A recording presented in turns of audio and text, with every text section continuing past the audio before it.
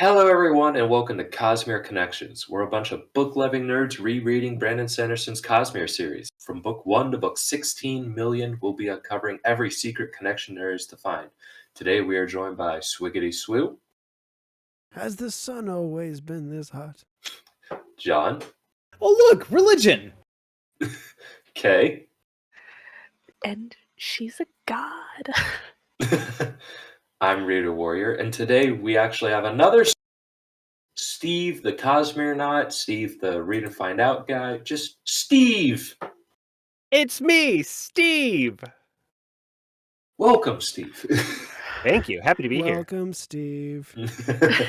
Steve. Hi, my name is Steve, and I've been reading Brandon Sanderson for a while. Yeah, welcome to the club. Cosmere Anonymous. And today we're going to be covering Mistborn, Hero of Ages, Part 5, Truth, Chapters 74 through 78.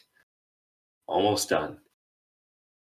Yeah, so I believe, Swiggity, you have Chapter 74. Basically, in the epigraph, it was saying how there wasn't anything super special about Vin. It was just the circumstances that she was born into. Like, her sister was a seeker, and her mom was crazy, and she was a Mistborn. That was basically all that Ruin saw that made him decide, like, to use her as a pawn.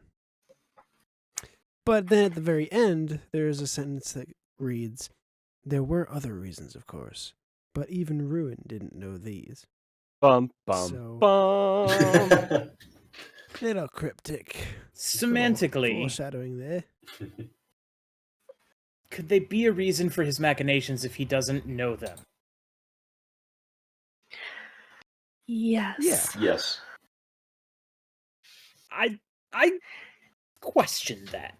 'Cause But it's there can semantics, be- so I see there could be a reason that you do something, even if you don't consciously know what the reason is. Yeah. I suppose that's true. Like, But if you never understood why you were sweating, like, you're still sweating because you're hot. If you didn't understand the science, I don't know. Trying to work through an example. And Kay, I know you have the long-running theory that the Seeker was a twin sister, but I'm afraid that theory has been killed. Yeah, you're fine. I just thought it would be fun. I really like Tears a lot better. I'm sorry. Wait, why is that killed? Yeah, why is that killed in this? Brandon did a Q&A, and I asked it, and if we go under our potential WOBs, was it potential WOBs? No, it was predictions. one of our channels. You have one of the moderators, Deanna, say, no, it was a baby sister. Mom was able to hide / be hid as a ska. So not word of Brandon, but pretty high up. Sorry. I It's like your okay. version a lot better. I wasn't particularly attached to it. I was. I Insignificant remember you Cosmere pounding it into theories. steel. Pounding it into steel. Just in case. Anyways, this is a Elend chapter in which he awakes to find no mists on the horizon, battered and bruised from the fight against the Koloss, wondering where the great beasts retreated to. Yeoman arrives, and him and Elend discuss how it is hotter in the day with no mists. Yeoman admits that Elend is a good man, and states that he now believes the Lord Ruler makes use of believers and non-believers. Elend is just thankful that Yeoman allowed Elend's men to retreat into Fagix at the last minute. The two find a kinship with each other at the end, and Elend instructs Yeoman to have his crews pick out the wounded from the field of bodies left after the battle. Yeoman reveals that he is an Atium misting, called a seer.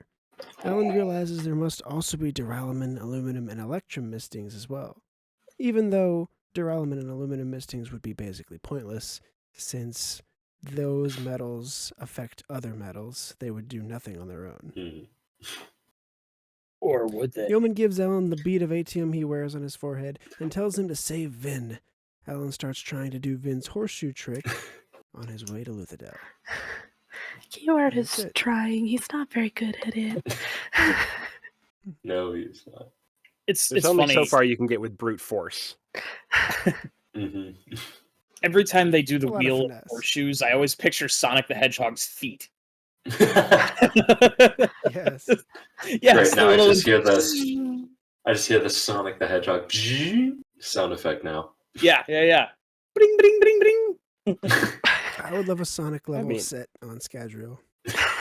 The ash That'd be really wastes. cool. Yeah.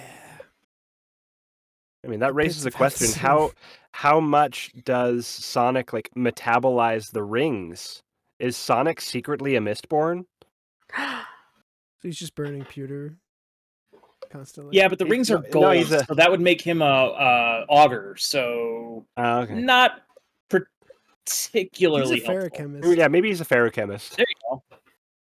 Maybe that's how the lives and respawn work. We're just seeing it from He's his just point of view. I was watching this thing and somebody brought up how Tails, like, he uses his, like, tails as a helicopter, but they would just get, like, tangled up. What? They wouldn't, you couldn't just spin them in. right. Yeah, they would Correct. twist together. Yeah. We don't So talk how does about it. You know? Anyway, Cartoon magic. It's concerning. It's the We same don't- way Sonic's feet can make an infinity when he runs. Yeah.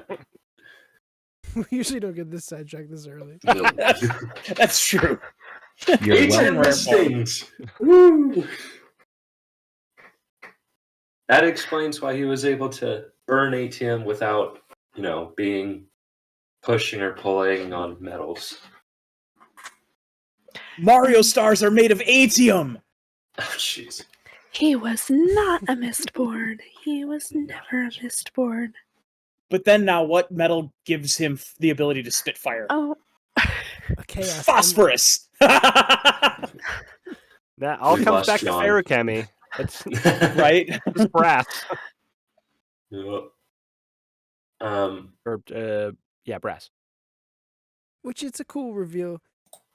And I disagree with Yeoman when he says that it's almost useless. Like, when do you have a little bit of atium and the desire to burn it all? Like, that's the whole point of it, right? It's like a fail-safe. Like, you're not wanting to burn it, but if, shit goes down. But but it's the point of, like, ATM was generally used by Mistborn in Mistborns when they were coming across other Mistborns. So it's like Yeoman as a only ATM misting isn't going to be out like sneaking around getting into fights. So The it's only not- known ATM misting. Yeah. But no, as only an ATM mistake, he's not gonna go around just getting into fights because he might be up against like a pewter arm or a coin shot, and like even with Well, he the could've ATM, played sports. they would still Well- hit him and they would still hurt him. They could still hurt him really easily because he's squishy. He's not. Might My come us to question time. is, if you were an ATM misting, could you cheat at cards? If Yes. it was Like, at the point in the future where you Sure. could see, then yes. yeah, if you burn 3 seconds before someone lays their cards down, would you be able to see their cards before they Yes. lay them down? Yes. But how much can Not you do the in way that 3 I'm seconds? Picturing, like, because it always says like ATM shadows. I have never pictured it as being able to like see anything more than a silhouette of what someone's doing. Mhm. So I guess it would come down to that, right? Yeah, how clear the ATM vision is. You'd be killer at blackjack Yeah. if it worked. Hit me. Yeah. Would be good. Are we going to ignore the fact that Ellen I didn't hear you. You cut out, yeah. That Ellen what? got punched by a Koloss? Which is one of the coolest lines I've ever read. Just You me. know? Wait, what was the line? Elend got punched by a Koloss. He felt bruised. That's right. It would have crippled another man. Pewter can do incredible things. Pewter can do incredible things. And imagine if he had atium. He would never would have landed, and then he wouldn't have that cool story. That's true. Yeah. He'd be How like, many other people can say, I got Spider-Man. took a punch by a live? Two other Ruby, people you can should pull say your that. mic a little Yes. bit closer to you, True. Ruben. Keeps cutting you out a little bit. Oh yeah, Oh, I I wonder like- if it's your Yeah, I wonder if sensitivity on the mic. Mhm. Because like you're visually you're like 60 FPS or whatever. I got my input volume all the way up. Yeah, but you got to go into. Hold on, let me look so I can tell you correctly. Sorry. Your push Welcome to to talk the technical sensitivity. side of podcasting. Yes. So if you go into options and go into voice and video, and then about halfway down, at least on my screen, it'll have automatically determined input sensitivity. Uncheck that, and you can move the slider around so that when you speak, it actually like picks you up.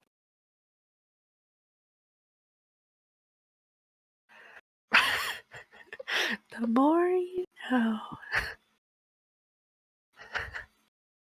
You learn something new every day, or you're not trying. Okay, That's what we how's about tell that? the children. I put it My dad at always said no noise It suppression. Seems like a threat to children. You learn something new every day, kids. Or If you you're not don't, we'll trying. beat it into you. Today we're going to learn know- how much force it requires to break an arm bone. Come here, Jimmy. Welcome to You didn't Mistborn learn Theory. something new yesterday. Now you're going to learn two things. Wow. Jeez. That was the noble houses when they wanted to see if a kid was misborn. Oh, Oh, snap. Literally. Literally. okay, let's see how that works. I really loved Yeoman's line about, it doesn't bother me that if you don't believe, I still believe that, you know, even if you aren't a believer, you will be used by God. I really like that. Yeah, I like that too. It very much ties into what Sazed is going through. Like we had kind of compared them, I think, last week as well. Hmm. I gotta respect Yeoman. You know, no matter how like wrong his beliefs are, just the fact that he sticks to them has always been kind of a cool thing for his character. And I like that he comes around towards the back half of this book and ends up being somebody that you kind of respect. I feel like he was always kind of respectable. He just was on the other team, you know. Yeah, well, I don't like the other team. That's very American politics of you. You wearing a red tie? I don't think so. Take your little bead of metal and get out of here. Alright, Well, that's all I got for 74. ready to That was move a on? pretty short chapter. Oh yeah. John, I think you have 75, right? I do. And I'm going to do this because it's going to annoy Kay. Each hemalurgic spike driven through a person's body gave Ruin some small ability to influence them. This was mitigated, however, by the mental fortitude of the one being controlled. In most cases, depending on the size of the spike and the length of time it had been worn, a single spike gave Ruin only minimal powers over a person. He could appear to them and could warp their thoughts slightly, making them overlook certain oddities. For instance, their compulsion for keeping and wearing a simple earring. Dun dun dun! Oh, Their We desire. finally know!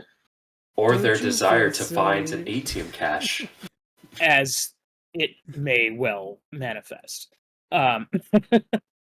So when we come into the chapter, Sazed is kind of looking into his own mind and being annoyed at the foibles of keeping notes in steel. It scratches, you can't bind it together, which you totally could if you were just a little bit more ingenuitive. I think about it, you could magnetize them Clank, done. But anyway, As soon as you walk by anything else metal, there goes your pocket. you don't have to strongly magnetize them, just enough to keep them together. It's like prying apart the long, flat Lego pieces. Don't you need electricity to magnetize things though? No, you could just rub a magnet across it really like a bunch of times. All you have Where to are you gonna get? That sounds a lot more annoying than like binding them together. Or you could just get little magnets and put them in between the sheets. They Or can't you go to Walmart and get magnets.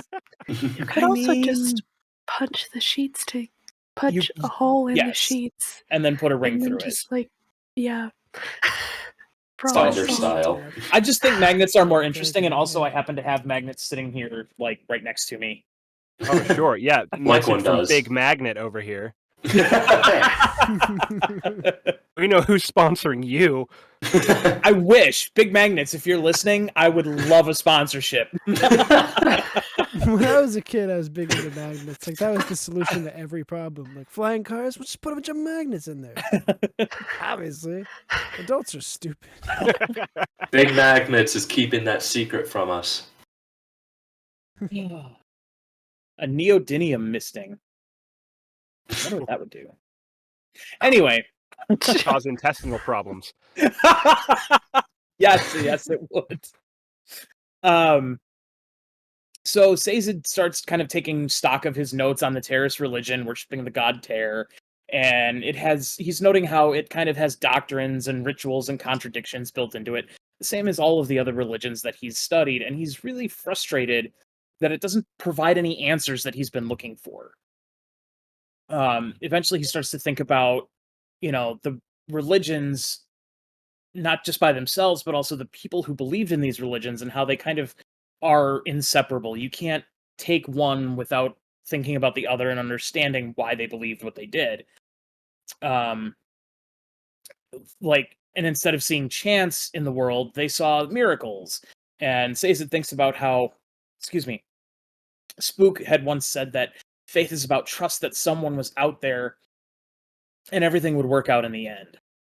And he kind of feels like in order to have faith, he had to want to believe. He decides he has had his sign. When he asked for help, it came to him in the form of Tensoon. And where'd I go? He received it. Suddenly he finds he has his faith back, and he thinks back to a comment that Breeze had made earlier that Sazed was not meant to be an atheist, and it strikes him as flippant, which I thought was just a funny thing for him to think about at that particular moment. It's like, he was right. And that's really kind of just offhanded for the epiphany that I've just encountered in my life. Nonetheless, he decides he wants to believe, and he puts his notes and memories back into his back in his metal mines, and he goes to continue his interviews with the first generation for the day. We have a little scene break, and we arrive at the Trust Warren, where he finds the Seconds are there talking to some of the other Khandra who are clearly disturbed and upset about something. Compar dismisses them and says, it's nothing, this is no big deal, we've seen this before. And they're all like, yeah, but what if it's different? And he's just like, go away. Because Compar's a jerk. But Sazed's curious and asks the other Khandra, well, what's going on? And they explain that the mists are just, gone. Eventually the first generation speak up and they say that this is a sign, this is important. They clear out the whole Trust Warren, mentioning that the day of resolution may have finally come. And once everything is clear, Sazed is like, what are you talking about? And they're like, okay, we'll tell you because we need your feedback. But you can't write this down. This is big time, hush-hush stuff. So they explain that the Lord Ruler told them that one day they may have to remove their blessing, and at the time, it seemed like just an offhanded, idle comment, but he insisted that it was really, really important. And they never really understood that, or why it might be important. But we know. So, as they're explaining this, Sazed kind of comes up with, well, if the mists are gone and the day of resolution may have come, could it be possible that preservation has returned? And they're like, no, he's just a shadow of who he was, using the term shadow of self, which we're going to remember for later. Where was I? Sorry, lost in the notes. The first generation explains that the power remains, but preservation's mind is pretty much gone. So Stasis suggests, well, maybe someone else took up the power, and the first are kind of like, well, yeah, that could be it. And Stasis like, it's Vin! I know it! It's Vin! Oh yeah! He's very excited in his mind about this, but before he really has a chance to express it, the fifths and seconds break back in and commit a coup against the first, and they arrest everybody and throw them in jail. Very and that's where the chapter ends. Uncondra-like. Very uncondra-like. Like, this is like... Kanpar was, like, complaining about the seconds acting like humans and, like, shuffling around and murmuring, and now he's like, no, we're gonna undergo, like, a political upheaval here. Like, that's... How naughty. Because we've seen that he wants to have power. I mean, he's put himself at the top, second only to the first, which up until now have not said anything. And now that they're taking away his power, he's got to make sure he has what he had. Right, and he's very upset by the fact that the firsts could just, like, tell everybody, like, y'all need to kill yourself now, and they would do it. Like, Kanpar's like, no, I need these minions. I mean, people that are loyal to Kandra. So yeah, Kanpar's a jerk. We kind of already knew that, but, like, now it's, like, doubly confirmed. Written in steel. You can... Right. It is immutable. As long as there's no magnets. Yeah, right. We actually had that debate at one point. You know, if you had a steel hard disk with data encoded on it, could Ruin change that data? And I think we decided in the end that he couldn't because it was still, like, written in metal. But I'm not entirely sure. I don't remember for sure. I think so. Does he have access to a laptop? He just pulls out control. Does Ruin have Wi-Fi? Well, I mean, in a sense, Ruin kind of is Wi-Fi. I want that on a sounds t-shirt. like a whole nother debate. Ruin is Wi-Fi. Wi-Fi. That does. He's only like 1G. Okay, we need a booth. You're gonna sell t-shirts that say Ruin is Wi-Fi. So, I really liked how Ter is their god, and Teris comes from Ter, which is preservation. I have to wonder.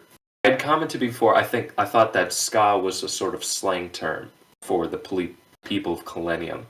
What if Ska means in ancient Terrace to be of ruin? What if what? Sorry. Interesting. What if Ska means to be of ruin? I like where your head's at with that. Because, like, we don't have a term for what ruin was in ancient Terrace. I mean, it's probably not is. Yeah. What if he's calling something? He's basically calling him the devil in his language. Which would then bring up the whole question of what is Scadrian hell? At one point, Ellen did mention the devil, so, like, who knows? It's an artifact of translation. True. I think actually Brandon has specifically said that reference is an artifact of translation. Okay. Yeah, that would make sense. That's like the only way it would make sense. So It'd be interesting to go forward and see like if this rule applies to any other Cosmere religions going forward. I think he's been a lot more diligent about that since then. Because it doesn't come up nearly as often. If at all. Well, not just like someone making a more biblical reference, but the idea of like for example, like let's just say there was a community of people called the Iriali, you know. What does Hypothetically. Eerie mean? That's Just that's type it- oddly specific. Never heard of that. That's a It's a very eerie just term to pulled that pick. right out of your hand. Yeah. Yeah. Yeah. Basically, world bringer. I really liked. Sorry. I would say I think there are. Sorry, just to jump off what Swiggity is saying real quick. I can't remember, but I think there are. We do get like translations for some of the other groups within the Cosmere for like what they mean. But I can't remember what they are off the top of my head. Okay. To keep an eye on that going forward. Mhm. I really like how Sazed kind of defines a religion and how it's basically a miracle happens and people want to experience that miracle, and the faith is a continuation of it, but it's the prayers and the going to church, the taking part in Ramadan or Ash Wednesday or anything else. That's not technically a part of the miracle, but it allows you to feel connected to it. It's a showing that you are believing in this. Yeah, I'm glad you called that out.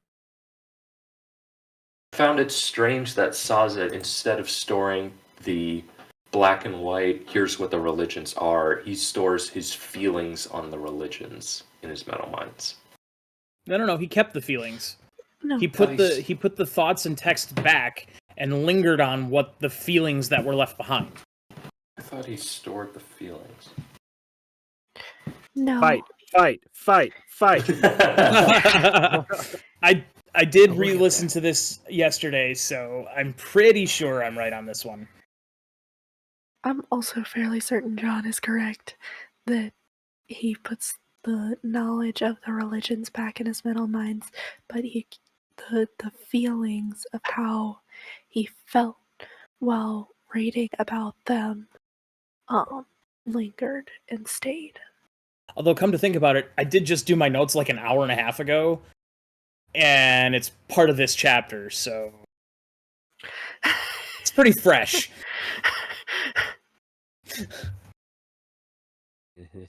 Slowly returned the letters and journals to his mental minds, leaving his specific memory of them empty, yet retaining the feelings they had prompted in him.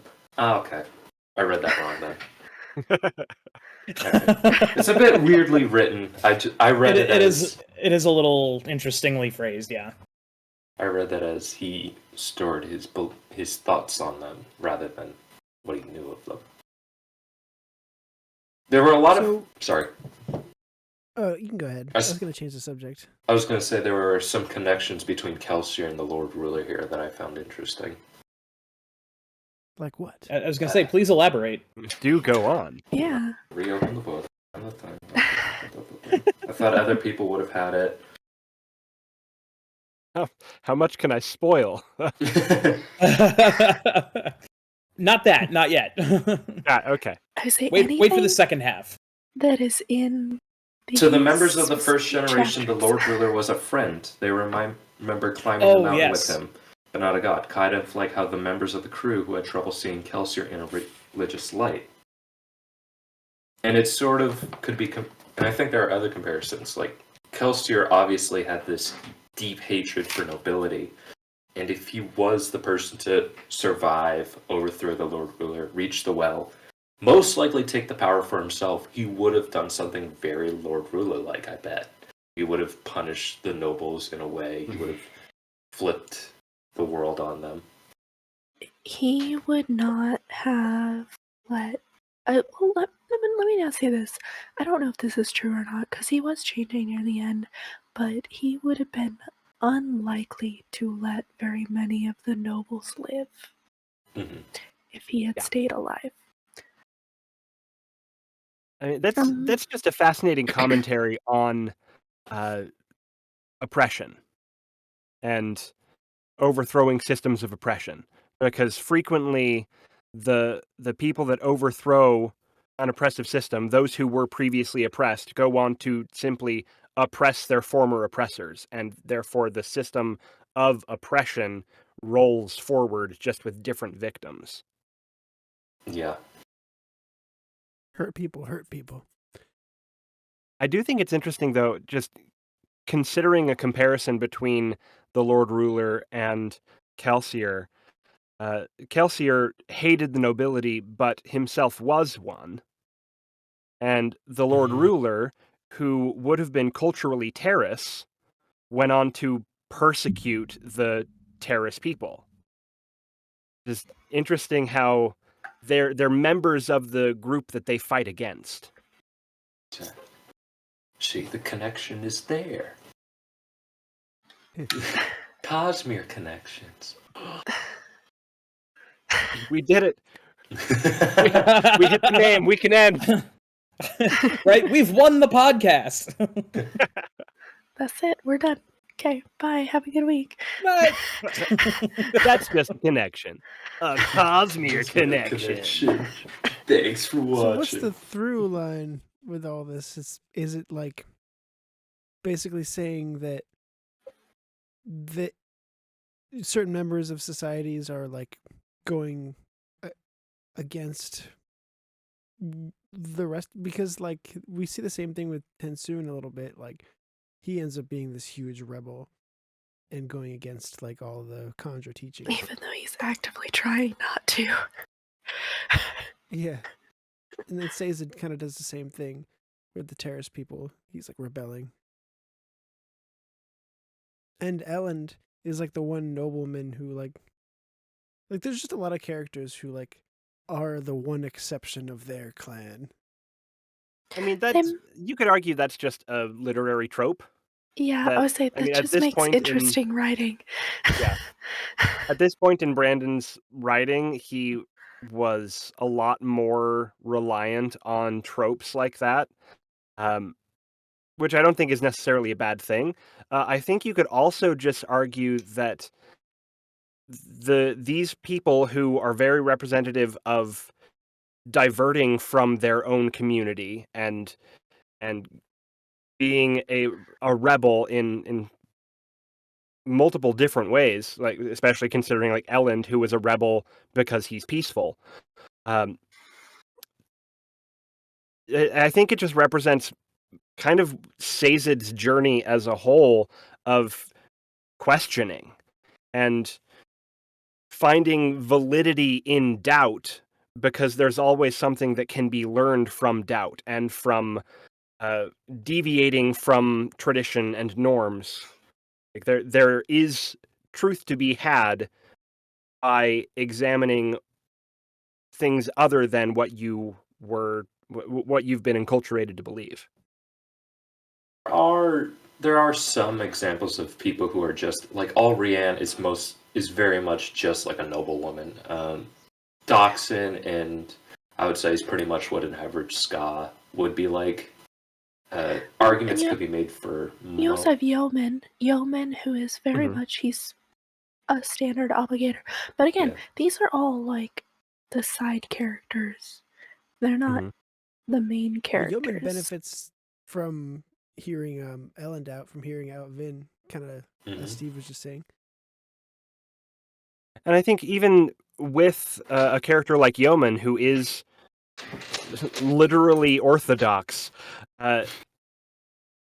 there's validity in that perspective as well, in that Yeoman, at this point in the story, Yeoman believes when the bulk of society acknowledges that the Lord Ruler is dead. And so, in a way, Yeoman is deviating from the norm at this point because he is holding to his belief. True. Moral of the story is be a rebel. Or, in Yeoman's case, a zealot.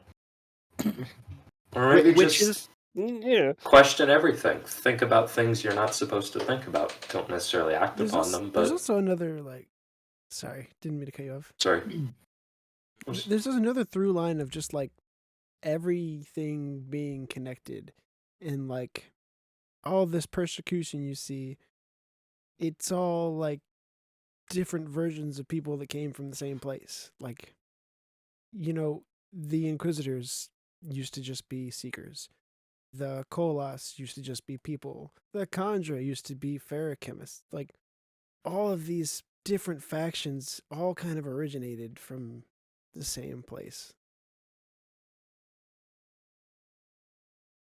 Speaking of Khandra, we know that there is a process in which some wraiths are accepted into being Khandra and some are not. With the comments about the resolution, do you think that they will give a spike to a Mistwraith, say, hey, here are our rules, do you abide by them? And they say no, they just pull that spike out, move on to the next one, and that's part of their process? I don't think so, because it's very much like when you give a Mistwraith a spike for the first time, this is the first time the Mistwraith has had full, like, consciousness, so they're essentially, like, they're a baby. Like, they don't really know anything, and they've talked about how the new Khandras have to be retaught how to make bodies, because they don't remember how to make a body using bones. Like, they don't know how to do it. But Haddock seemed to imply like the resolution and the Yes. first contract are like the first things that Khandra is taught. Exactly. So when they first make a Khandra, they teach them. This is one of the things that they teach them. They teach them the first contract, and they say, "This is something that will happen one day. Like, if this is the resolution, if it comes a time where the first generation says that it's the time of the resolution has come, you are to pull your spikes out of your body." But I'm saying if you have like a Khandra that's like, no, that's stupid. I have life. I'm not going to give it up. Do they just like, oh, we'll step inside this room But real quick? my point, reader, is that it's not a. They don't have. I don't think at the time that they're teaching this, the Khandra have a well-developed consciousness enough to be able to say no. In other words, they're indoctrinating their youth. Yes. Yeah. Okay. I think not to get too potentially there's a word that I'm looking for, but yeah, you know what I mean. Yep. Yep. But like in Christianity, you've got kids going to Bible school, and one of the first things that you're taught is original sin. Mm-hmm. And I think like that concept of you are inherently sinful and therefore need to like there are steps to overcome that can be sort of compared to the more religious focus of the Khandra of there are things that may need to happen that you will be responsible for. I don't think there's necessarily I don't think it's given as a choice. I think it's given as this is part of our culture, this is part of our identity, this is the way we do things, and if this comes up, this is what's going to happen. I don't think I've ever seen original sin as sort of this is your potential. I always thought of it more as this is what you are born, this is the crux that you have being born, and it is through our faith that you are relinquished of it. Therefore, in the same way, this is you as a Khandra, this is your responsibility of being a Khandra. And so when this resolution may occur, it's just similar like teaching of youth. Like, yeah, so I can see that. Like, it's just something that they are taught growing up, and it's expected of them. Like, for example, like a kid may be taught that like tattoos and piercings are bad. So if they see a person, I did have a student come up to me and go, "You have a tattoo. Don't you know that those are bad?"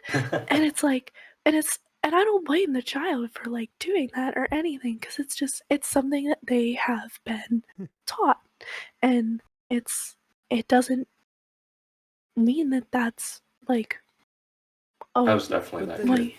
It's just something that they think. Like, I was, of course, there's going to be Khandra that like grow up and go against that. You know, I'm sure there's plenty of Khandra who kind of go against even the first contract. And that's why they have prisons. That's why they have, like we've seen, they have a whole system set up for people that rebel. Like, I don't think it's as easy as like, oh, every conjurer believes this 100% and there's no exceptions. Like, I think there's definitely some out there. Absolutely. Like, even with Kanpar, we see that he doesn't really believe that the resolution is happening. And so there is variation in belief, and there is variation in accepting that responsibility that the Lord Ruler gave. And to our previous comment about questioning things and looking for answers, like I have argued, my father is a very devout Catholic man, and I think of myself as also that, but I'm also fairly liberal with mine, and I will go to Mass and I'll listen to the readings, and I'll like mentally like, okay, that one seems a bit weird. Like, recently, and I know this episode's probably coming out in April or May, Ash Wednesday, the reading for that is about you need to not show your faith. Faith is something that you're not supposed to publicize. You don't draw attention to it. But then we do the crosses with the ash on our foreheads for everybody to see. And I was like, that seems a little counterintuitive a bit. So don't accept religious doctrine. Question it. Wonder about it. If they get angry at you, they just might not understand, and that might not be the religion meant for you. Find the one that best fits you. Answers your questions. Granted, also Sazed has shown, not every religion is going to be cut and dry. Here's the 5-step plan. No redundancies and no counter arguments. But you also need to have a bit of faith in it. And as much as I question the Bible and God and Jesus and his sacrifice, I do believe in the religion. It's just, I think that there are some errors on the human side, quite a lot.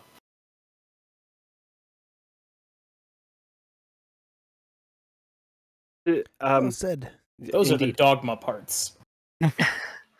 They are. It's church dogma. It's not, the letter of whatever. To make an oblique reference to a different Sanderson book, in the Stormlight Archive, I can't remember who says it. It's probably Yasna. It doesn't matter. Someone says something to the effect of, like, just because it's old doesn't mean it's right. Sounds like Yasna. Oh, it was either Yasna or yeah. Shallan. So Okay, we'll know it line for line. I Should give the page number. I'll look for it. I got it. I know. I have it written down, so it won't take long. But go ahead and keep talking. What you're saying? But yeah, just continuing that thread of question everything. Like, that's exactly what Sazed is doing through the second half of this book. Is he is questioning all of the old things that he has kept record of for 1,000 years, and acknowledging and wrestling with the inconsistencies, and eventually, like, as we see in this chapter, being able to acknowledge and embrace the things that are consistent and the things that do have true value for him in that moment. I would say this is actually a quote from Ellen in The Well of Ascension, was just because it hasn't happened that way in the past doesn't mean it shouldn't happen. Which I think is similar to what you were talking about. I don't know if it's the exact quote that you were thinking of. I think I'm thinking of something from Stormlight, but Yeah. There's a lot of content there to draw from. There's a lot of meat. But yeah, that quote from Ellen is perfect. Like, that's exactly what we see in Sazed's journey. Like, just because all of these things occurred with all of these religions, just because so many people believed each of these very different things, doesn't mean there can't be some sort of unifying message. I love tradition, I fought for tradition. I make my men follow the codes. I uphold Vorn's virtues, but merely being tradition does not make something worthy. You can't assume that because something is old, it is right. And it was Isn't that Dalinar. Dalinar? Love that Dalinar. man. Sounds like Love that Dalinar. man. It's definitely Dalinar. That's definitely a Dalinar quote. There's a good one by Kaladin too. It kind of plays off of that. It's like tradition is the nice little bow they like to wrap up their oppression in. Yes. Something like that. Anything else for chapter 75? Wow, Oh it's been right, a yeah, lot. we're talking. Yeah, we got way tied down in this one. It's okay. 76. Steve, I think that's yours. It is me. 76. So the epigraph of chapter 76 talks about why allomancers can see through tin. Or see why Use allomancers tin? burning tin can see through the mists. And it's because the mists are the power of preservation. So allomancy, using the power of preservation, allows you to see through itself, which I think is really interesting. Doesn't it say something along the lines of makes you closer to the power, and so it becomes more a part of you, Yeah. more transparent to you?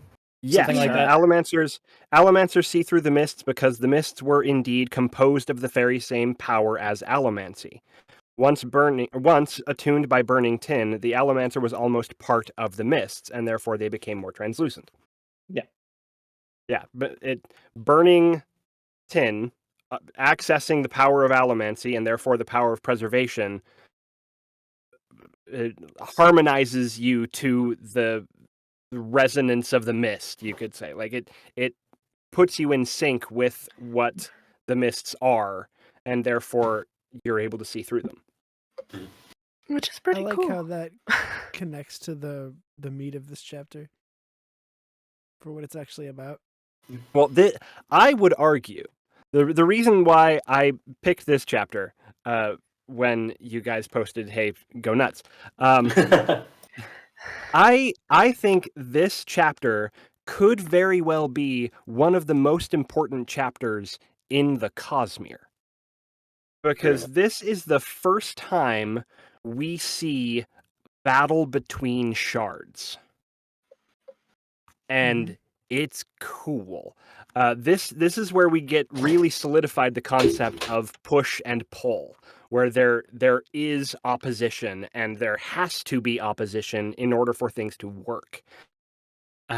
So in this chapter, it's Vin finally ascended to Godhood, and she meets Ruin, and she while during this entire chapter, she's continuing to learn and process and be more familiar with and aware of the power that she has taken up.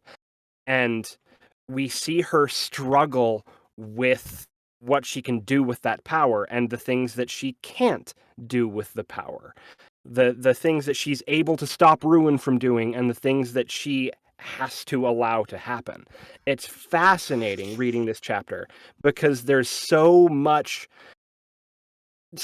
implications to not just Mistborn, but to the Cosmere as a whole.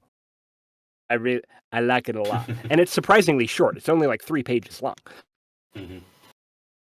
But yeah, she sees that the mists were being problematic. So burns away the mist. But oh no, now everyone's really, really hot. Okay, well we'll stop up the ash mounts. Oh, now everyone's dying. Oh crap. Okay, quick, spin the planet. Oh crap, now there's a tidal wave. Okay, oh no, all these people are dying. Oh gosh.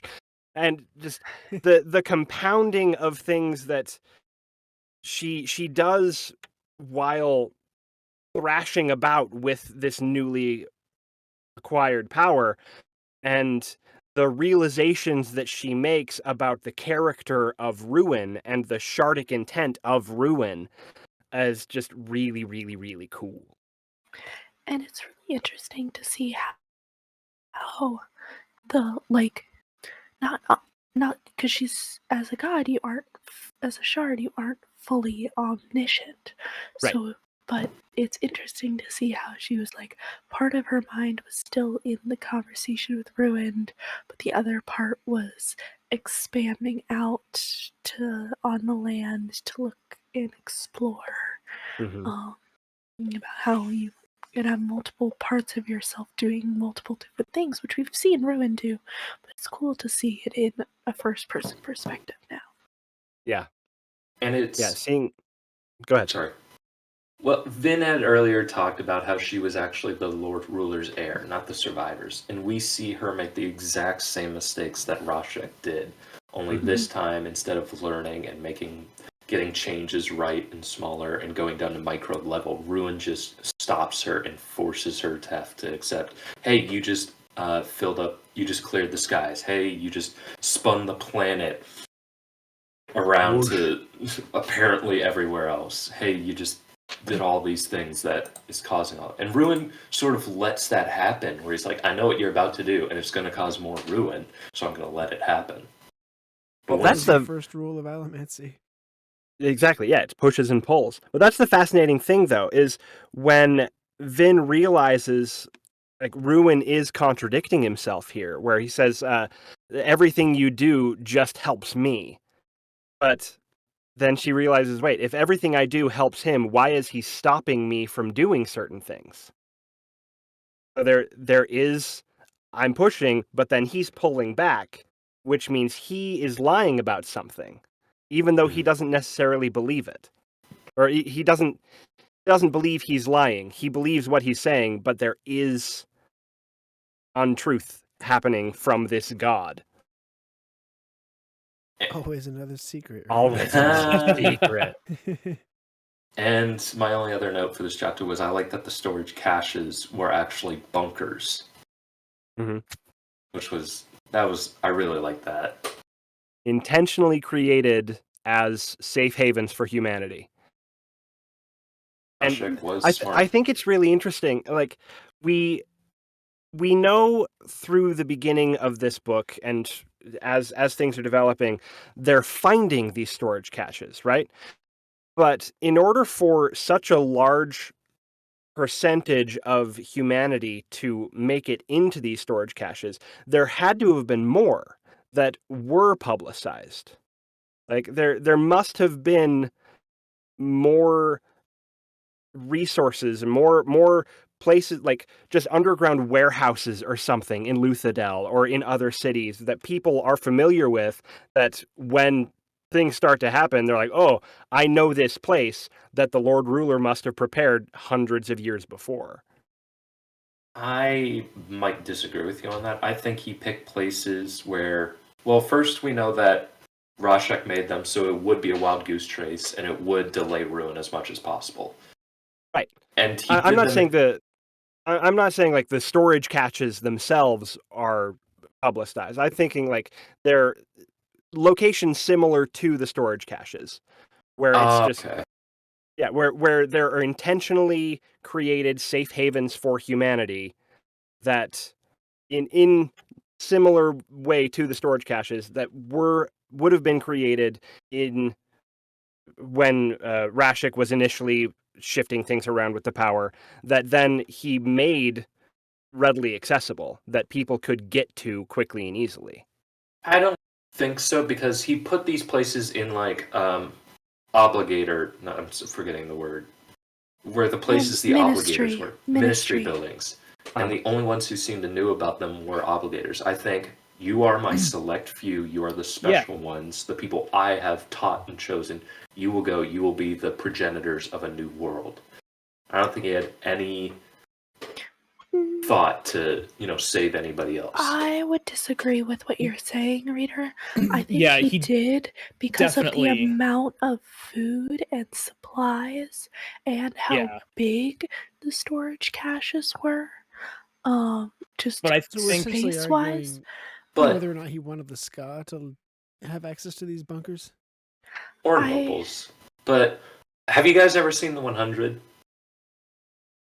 Okay, never mind. Parts of it. Is that the one where they send the teenagers down to the planet to Yes. There becomes a whole thing about bunkers later in the show. But the size and the amount could be how long were they going to be down there. They could become an underground civilization where they could spend hundreds of years down there, and the food couldn't just necessarily be for a large group, but could mean for a long time. I don't think so, because if it was meant to be for a small group for a long time, they would have to have large amounts of all of the things in each cavern and not have them be quite so specialized. And if that was the case, they wouldn't need the excessive amounts of building materials for reconstruction after. Because if they were going to be down there, the wood would rot away and it wouldn't be useful anymore. I'm in agreement, but I think sort of in case the world is not hospitable when you guys try to leave, these will survive you for a couple of generations. I mean, potentially, but I really do think that at least the nobles were intended to be in those caverns because that was part of the ministry's job, was to know about this and be able to lead the nobles down there. And I don't think the Ska were really invited because the Ska were never taught religion. Right? Like they never knew about the cult of the Lord Ruler because why would they have to? Their job is to pick the cotton, you know. Yeah. Yeah, I just think Rashek, I always have a backup plan. The Lord Ruler might have thought of it that way. I don't think he would have been concerned about the world being inhospitable, though, because that would have been his second go around with the power, and by the end of his first time using the power in the Well of Ascension, he was getting so good that he was able to change biology on a mass scale. And not kill everything. And not kill everything. Yeah, he was able to change microbes to be able to consume and metabolize ash. He was getting real good. I don't think there would have been any issue with the world being inhospitable after he used the power again. I would like to argue about that in the spoiler section. Fair enough. Make a note. Is there some part of the plaques that says, like, if you're reading this, I'm dead, basically? Yeah, there's also that. I think there was, like, in like the very first one. Yeah. No. So this is the one that we idea start at would the be, beginning of this book. If he had picked up the power, he could have fixed things permanently. Or at least put them back to some in a degree. Different way. But then again, if that was the case, Ruin would be there to stop him, just like he's there to stop Vin. You know, because Ruin was still entrapped at that point. That's true. That's true. The well. Yeah. So maybe. Yeah, Rashek wasn't planning on releasing it. Right.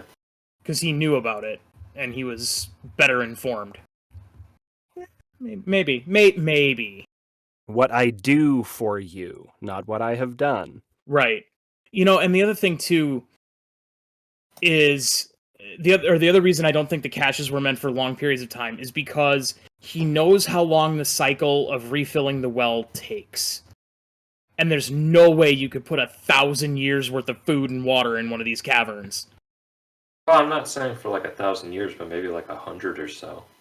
But how would he... Like, he only has the power for a matter of minutes before it fades. I don't know. I'm just leaving the possibility open. I mean, fair enough. Anyway, talk about the power. Vin's preservation. She bashes against Ruin. They cancel each other out, and Ruin's a liar.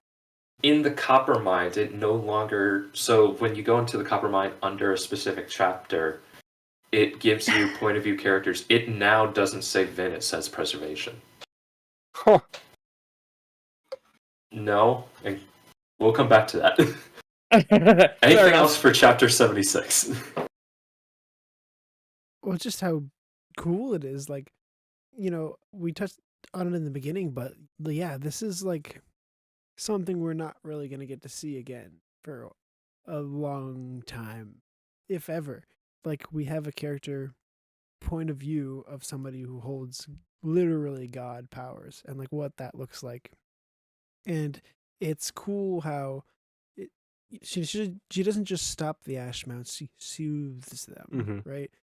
Like, there's these subtle references to that, like, the power is connected to allomancy, and like, it's not what you would think of as godlike powers in terms of just being able to snap your fingers and have everything be a certain way. Like, it is immense, and it is she literally turns the planet like in 30 seconds to being night.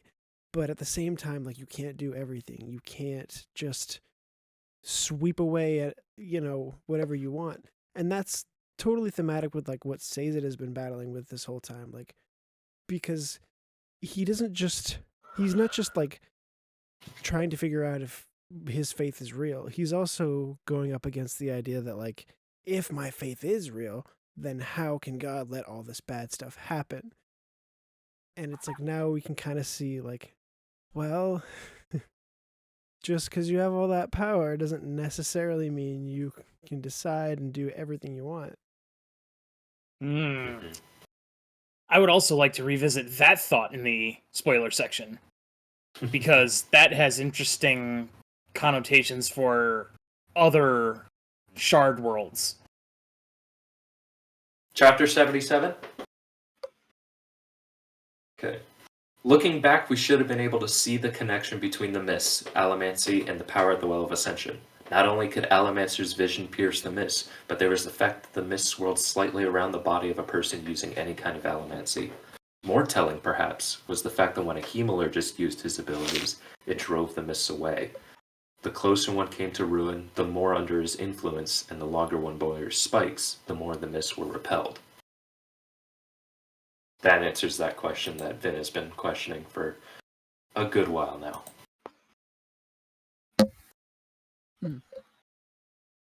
Having arrived in Luthadel, all Ellen can feel is confusion. Krennic Shaw is destroyed to a level unrecognizable.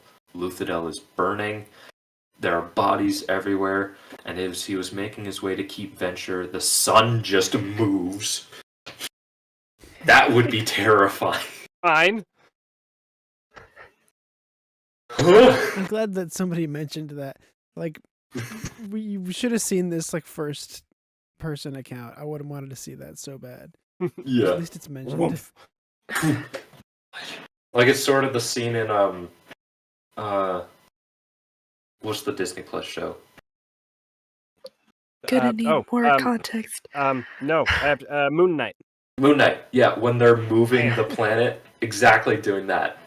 Like, show, like, as Vin is changing the world, like, have, like, people outside just watching and being like, what the fudge is going on? It happens in like 5 minutes. Too, Yeah. right? Suddenly the sky becomes clear, and then the sky just moves. Yeah. And stars are now burning in the sky of a mistless night. Ellen reaches his former keep and finds it and the people dead. Penrod seems to have killed himself, but not before writing a message that hints for him to go north to the Terrace Mountains.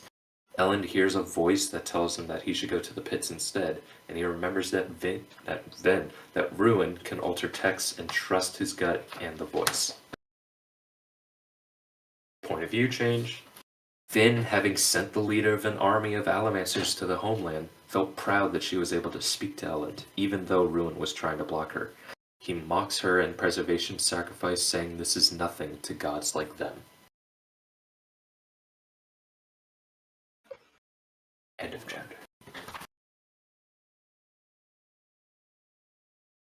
It would have been cool if Ellen had picked up that message more. It seems like he kind of heard it and acknowledged it a little bit, but it wasn't like, oh my god, that was Vin's voice. I would have liked to see that. The interesting thing there is, to this point, Preservation has not been able to verbally communicate with anyone. Mm-hmm. And here we have Preservation verbally communicating to Ellen. They're connected in a way. That's a capital C. Capital C connection. A Cosmere connection. We won again. One episode. Wow. Bing. I'm afraid to say anything now because I don't want to slip up and let another spoiler go.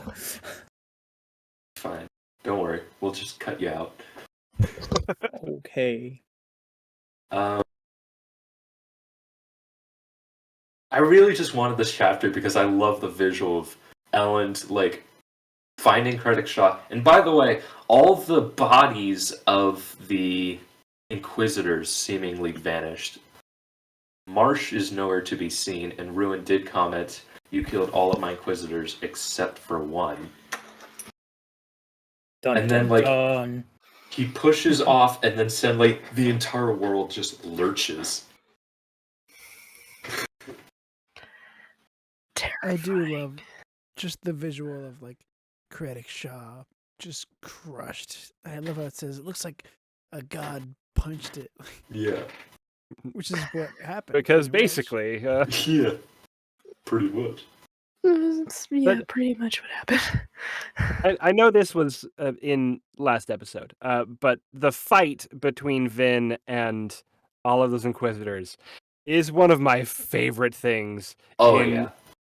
in all of Sanderson's writing. Like, it's so good, especially comparing it to the end of Final Empire, where we see Kelsier doing a good job, but legitimately struggling against one, then maybe two Inquisitors. And here, Vin takes on a dozen, 24, like, so many, and just obliterates them. It's so good. And then, yeah, Ellen coming here to see the aftermath, just, oh, it's amazing. Something terrible happens here. Specifically when she destroys Credit Shaw. It's just like, oh, that's so cool. Oh, so that's so cool. symbolically cool. Yeah. He, like, says, "Did the well explode or something?" It's would be my over first 9,000! Spoiler section, we gotta bring that up again. Oh, man. This is a hard episode. You're welcome. Okay. John, do you have so- anything for 77? You were gone for a lot of that. Not immediately in my brain. Maybe there had been something in the conversation if I hadn't had to dip away for a second that would have jogged something, but nope. Okay. Well, Kay, I believe you have the last chapter then. I do. Chapter 78. So, in the epigraph, it talks about Atium and how Atium was the quote-unquote body of Ruin. So everything in the world is all the like rocks and stones, except for humans, everything in the world is 50-50 Ruin and preservation. Except for Atium, which is 100% Ruin. So this was the part of Ruin that preservation knocked off when he trapped him and scuttled it away and hid it so that Ruin wouldn't be able to access this power anymore, to make Ruin's power more equal to preservation's. So when an Allomancer used Atium, he was using Ruin's power 100%. And when it got used, the power just went back into the pits of Hathsin. It didn't just disappear and be used up, because power can't be used up. It can just be transferred into another form. So it went back in the Which is cycle. kinda how things work, even in some other books. There's like powers that get used that are kind of the bodies of these Well, shards. Mhm. The fascinating thing is that obeys physics. Yeah, I was about to say that it's the law of conservation of energy, which is energy can neither be created nor destroyed. It can only be transferred from one thing to another. And it's the same thing with the powers of the gods. They can't be created, they can't be destroyed. They can only be transferred from one form to another. And we do see, in terms of preservation, different states of matter for preservation's power. We saw it physicalized in that bead that Ellen got that turned him into a Mistborn. Liquid being the Well of Ascension. Gaseous in the form of the Mist. And in energy, Allomancy.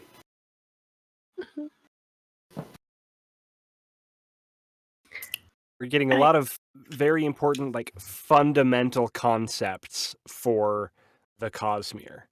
Mm-hmm. So, this chapter says it is trapped in a dungeon. But it's a conjure dungeon, so it's kind of weird. It's just a hole in the ground. And he's kind of like, I don't really know how I'm going to escape. So he is using the time to store up some of his power. So he's storing weight in the grate, the iron grate that's at the top of his cell, and he's storing speed in the steel lock on the cell as well. And I think it's hilarious that he makes a comment about this. He's like, I feel so weird doing this because it goes against my nature because I'm not going to be able to take it with me. Mm-hmm. Oh, but eventually someone does come by and helps him out. Little Tensoon comes by and rescues him and comes in and is just like, what are you doing? I sent you to help everyone and you're locked in prison? Like, come on, dude. What happened?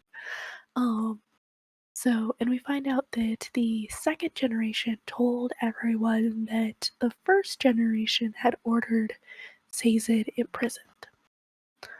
And so Sazed tells Tensoon and Meilon and the other people that are there that no, the second generation had a coup and locked me in prison and took all of the first generation hostage as well.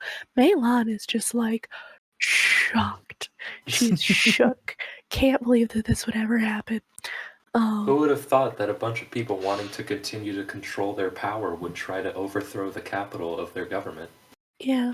Tensoon's just kind of like, yeah, can believe it. Kanbar sounds like something you would do. Noted rule follower Meilon. Yeah. Yep. But see, Tensoon was seen entering the homeland, so they know that he's there. So people come in, bust in, to try to capture Tensoon, and now sees it as well. And Meilon and her group of 7th generations, I think, is what they are. So they attack. No, the 5th. Even if they are, I'm not going to argue with Kay on this because she's probably right. Yeah, okay, I'll shut up now. Thank you. I'll be down here. So, Raider, I can see why you get that. The 5ths are the ones who come in to attack Tensoon. But Meilon's friends are all 7th generation because she's a 7th generation. Yep. So, yes. So the 5th generation Kandra come in and attack, and Sazed quickly realizes that the way to defeat them is not by hitting them or slashing them because they can heal any wounds they have to their skin. It's to break their bones. So he's like, got it, great, good to know. Good thing I have all this weight I stored up. And he just mighty convenient. Essentially body slams them with his weight and breaks a bunch of bones. Also slaps them with a hammer with some speed that's stored up. Just generally does a really good job. And Tensoon at the end looks at him and goes, I thought you were a scholar. I love that little bit. He's like, if Vin was here, she would have gotten out, like, immediately. Yeah. So, Tensoon, there's one Kandra that they didn't break all the bones of. So he has that Kandra excise his bones, and he takes the bones from that Kandra and to imitate him. to go essentially stall the second generation. And he does a thing that you should never do, which is like, what's the worst that could happen in 2 hours? Oh, jeez. You know? You had to say The it. Scooby-Doo Yeah. effect. Yeah. Yeah. So, and they find out that the other Condra in the pits in the prison are the first generation. They had taken out whatever Condra was previously in those prisons and put the first generation in the prisons. So they give them bones so they can start forming bodies so that they can relate what happened to them. While Tensoon goes to go stall, and Sazed starts storing up more weight and speed. And that's Nice. the end. To be continued. To be continued. Also, we did find out in this chapter, this was a debate, this was what we had talked about, was how did Tensoon just kill or assert? Like, what happened? Because we know that acid kills Condra. And what's in a stomach? And what's in a stomach? Acid. That's so he just ate him. Yum, yum, that yum. Which also was- seems to imply that he gained his body mass as well, right? So his, Or at least a portion of it. Oh, well, yeah. temporarily Tensoon's until it was burned. twice the size of a normal Condra then? No. Condra can also like slough off mass, which is And gross. presumably they would but burn that stored energy from the chemical compounds, and everybody poops. True. But yeah, so we found out how Tensoon killed Ursur. He just ate him. Okay, but the Mm. question is, did he kill him and then ate him, or did he eat him while he was alive? I think it is implied that he ate him while he was alive. Yeah. Yeah, that's a Cannibalism, little messed up. yummy. This is one of our good guys. He was Wait, not so a good guy at the time, I would like to if you point just out. remove the spikes, like what happens to the body? Mush. it'd be Mistwraithy. Yeah. But then would the bones still be there? Did Yes. you still get the bones? Yes. Well, the bones would presumably still be in the mass of the Mistwraith, so you'd have to then go in and dig those out. But, I mean, It would You probably could be do a it. lot more easier. Yeah. I love It the would be visual messy. of like if Sazed was too tall for this and his head is sticking out of the grate, so his head's just like sticking out of this hole and he's just looking around. And he's just like reaching up, touching the things. That is not how I pictured it, but I like that. Oh, in the book it says like he's almost Yeah, he's as like tall as hunched it. down in there, and I just love the idea Yeah. like there's an opening the size of his head and he's just got his head Ichabod hooked up. Crane style, just Yeah. So technically, Vin inspired the Conjure to revolt too, because she's the one who gave Tensoon the body, and they're all rushing Vin because they're like, the humans made you wear this body. I thought that was a nice little detail. But Tensoon even likes the body now. Yeah. Kampar killing off a bunch of Kandra just to hide the first generation. That's a little messed up. as we've already established, Kampar's a jerk. Yes. Yep. Mhm. And I like this subtle like connection of like, being powerful doesn't necessarily mean you get whatever you want. Like how Vin basically is the power of a god, which she can't do what she wants, and like the first generation are supposed to have complete control and be the one everyone looks up to. But when it's time for them to say, "Okay, we have to do this thing," like even then they can't do it. my last note was a bit of a comedy bit where like they couldn't figure out whose bones go to whose, so they're all in one pot. Like, whose foot is this? That's my rib cage. These aren't my teeth. Ew, there's hair in my bones. Every one of these bones, you can have them. I've got yours now. No trading up. That's mine. I recognize my wrist.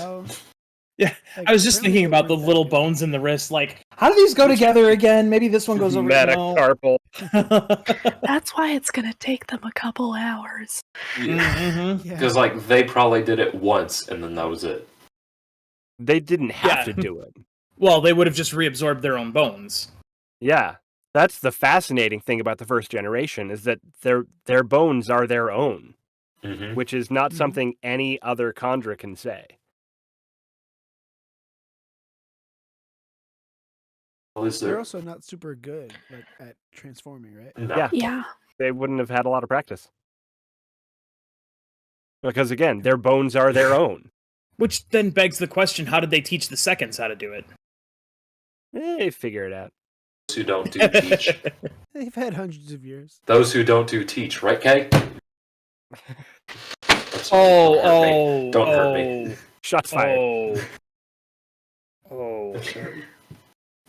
We had 2 teachers on this episode.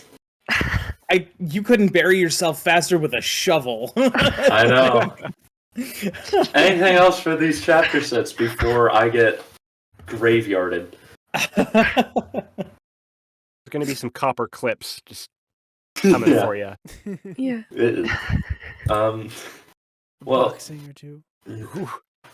Well, next time we're going to be covering chapters 79 through 82, the last final 4 chapters of the Mistborn trilogy. We're almost there, guys! Yep. Then we've got the epilogue, and then that's it. But it is time to head into the spoiler realm. So if you have not finished this book, the entire series, or potentially the entire Cosmere, then we recommend that you stop here because it is likely that we will talk about everything and anything. But if you are up to date, feel free to stick around because it is likely that we will bring up details you may have missed or plot threads still yet to come. Don't forget to subscribe, leave a like, star, heart, or whatever it is on this podcast, and don't be afraid to comment your own thoughts or predictions, preferably to CosmereConnectionsPod@gmail.com. We would love to hear from you. But if this is where we must part, then my name is ReaderWarrior, and I have been joined by Swiggity Swoo. We need bones. John. I'm so sorry! Kay. We love our dog friends. And Steve. Steve, do you want to shout out anything? Yeah, my name is Steve, and I make videos and stuff, so you should follow me on the YouTubes mostly, and other social medias, at the Cosmerenaut. Already Like done. It's me, your boy Steve. And don't forget, there's always another connection.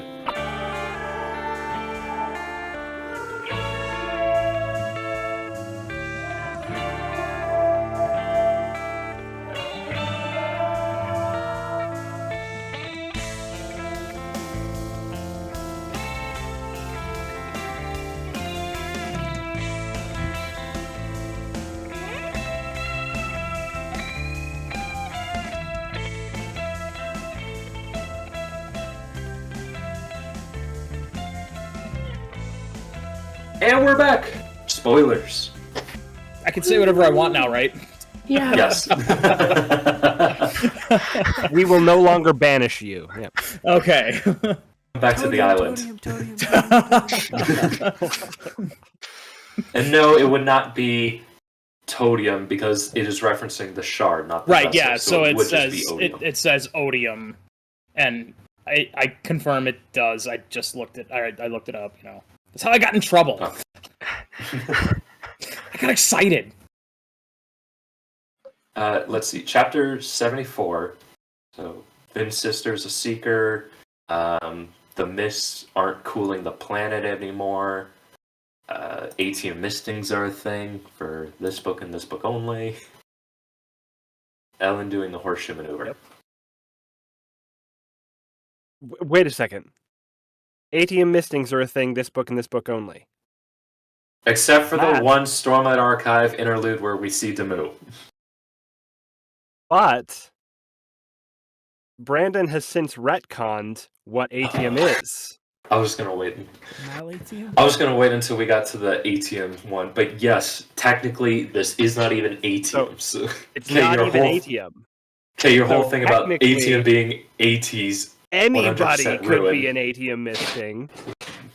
Yeoman is just an atium electrum alloy misting. So do we Yeah. think that it is possible that even in Era 2 or Era 3, there are the higher, greater god metal mistings still lurking about? There wouldn't have to be, because anyone can burn a god metal. But I'm Right. saying like The these ATM specific, ones. like, Pits of Hathsin atium? Yes, or like whichever ones.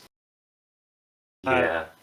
Because Preservation swapped out atium with a modern metal. He added AT plus like some zinc or brass or something, but that still makes it. Which It's adds electrum. Electrum. Yeah, which bothers me. That Correct. bothers me a Because lot. Because itself is an alloy. Yes, it does. It's just Yes. sorry. I mean, there is naturally occurring electrum. Sure, but it's an alloy of an alloy. But there's precedent too, because other metals It's also a are god metal. It doesn't necessarily. combinations or alloys of more than just the metal and another metal. There, so I guess, but Right. It doesn't have to I obey the don't laws like of it. physics. It's never going to be as clean as we want it to be. No. because Well, of the right, way alloys and work. it takes a certain level of like overly committed nerdiness to be irritated by such minutia. Yeah. But like, we also know The that. Cosmere.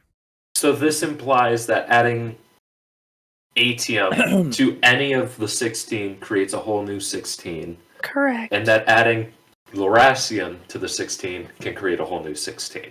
Yep. Correct. Do those mistings exist out in the world then? Well, no, No. because we know. Crap, I'm not Atium sure if this mistings is canon exist- or not. Atium mistings exist because Preservation fiddled with it. If Preservation hadn't fiddled with the power, with how allomancy was showing up in people, there wouldn't be Pits of Hathsin atium mistings. So when Harmony reshaped the world, he undid that little caveat? Okay. Yeah, he kicked atium out of the 16 metals and put back in whatever modern metal Preservation swapped out. Maybe I vote when for we get Bendeloy.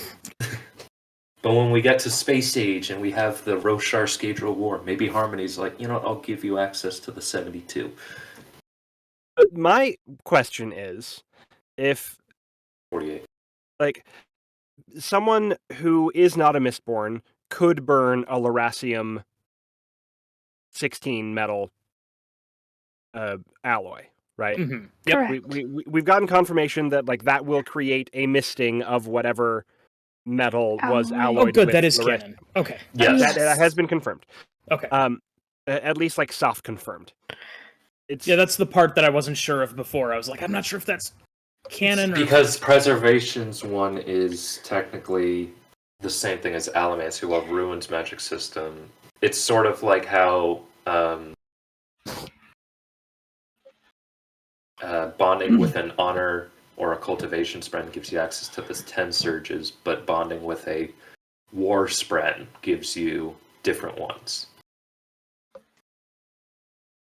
yes. Whereas the different investiture, although combining with that investiture, can still give different results. Oh, sure. Because Renarin can see the future as one of his you say it funny. abilities. Renarin? Renarin, There you go. Renarin. Arr! Say it Um, like a pirate. It's actually Reenerin. Renier. No. It's a callback. But my wondering then is, because Brandon has said that anyone could burn a god metal, and at least with Lorasium, anyone could burn an alloy of a god metal. So could If- anyone burn an if alloy of they- atium? If they are a Scadrian, not a Rosharan couldn't. A Rasharan can't burn metals, so therefore, if they swallow Lerasium, all they'll get is digestive issues. But that's a lie. That's false, Raider. That's Because we know that Hoid has swallowed Lerasium that's and has been true. able to be turned into a Mistborn. Yes, but he could be an exception due to his connection to Adolnalcium in his Yeah. hole. Yeah. Because you have to be able to... You have to have that connection to the preservation. shard. Right. So What would happen? we don't really have enough information on that one to know for sure. And what would Hoid's happen if always you a weird burned an case. alloy of atium, though. that's the question. Yeah, I Like, mean, we don't know what those alloys do yet. Because 'Cause the we- reason... Sorry. We know what two of the alloys do. Yes. Because we know atium and electrum do the atium thing, and atium and Sure. gold do the 11th metal thing. So atium, in my thinking about it, must just externalize whatever effect the metal actually does.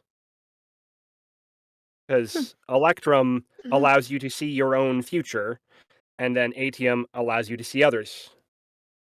Gold allows you to see your own past functionally, and atium and gold alloyed allows you to see others. So it just like it flips the effect somehow. Yeah. And that jives with that whole push-pull, internal, Right. external motif that they've set up, that has been set up. And also, the retcon itself basically says that only somebody of Preservation and Ruin can do the metal stuff. Because basically it's saying the reason the retcon exists is so that anybody can burn true atium, because they're all connected to AT. Because they all have Ruin's investiture. But anybody who doesn't have Ruin's investiture won't be able to burn it. So therefore, somebody without Preservation's investiture won't be able to burn Lerasium. But Lerasium connects you to Preservation. Lerasium's weird. But you need to be able to...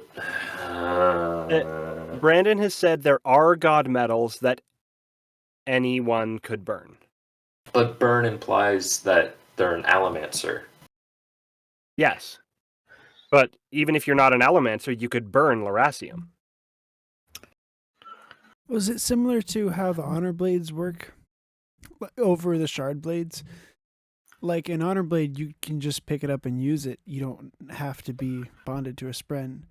So, like, maybe these god metals are the same way.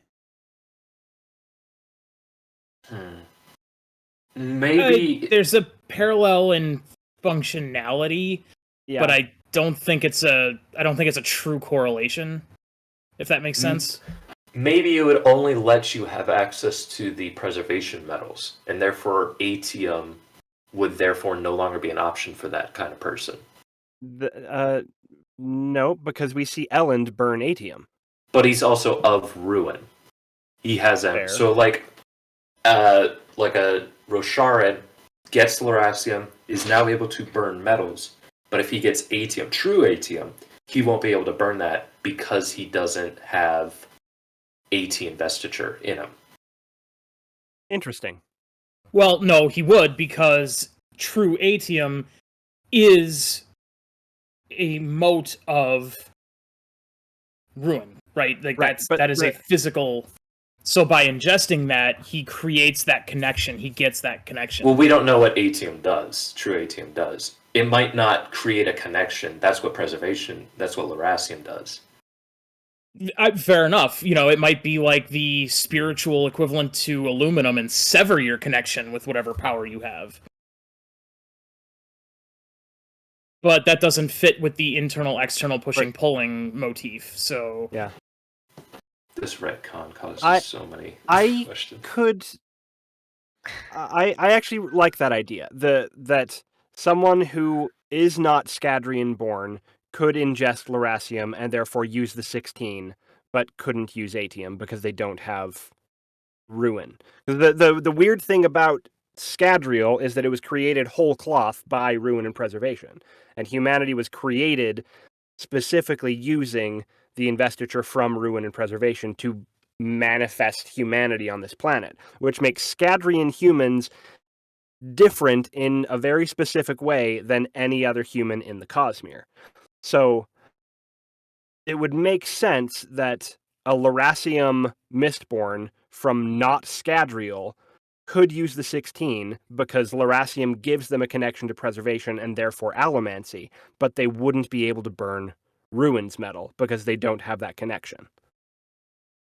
Which raises the question, would a Scadrian be able to burn, would a normal Scadrian Mistborn be able to burn an Honor Blade or Tenavastium? Or a different question, would a Rosharan Lerasium Mistborn be able to burn a Rasium or Tenavastium or it would, could a Rosharan-born Lerasium Mistborn take a piece of shard plate and burn it? I would think yes. I want to say yes.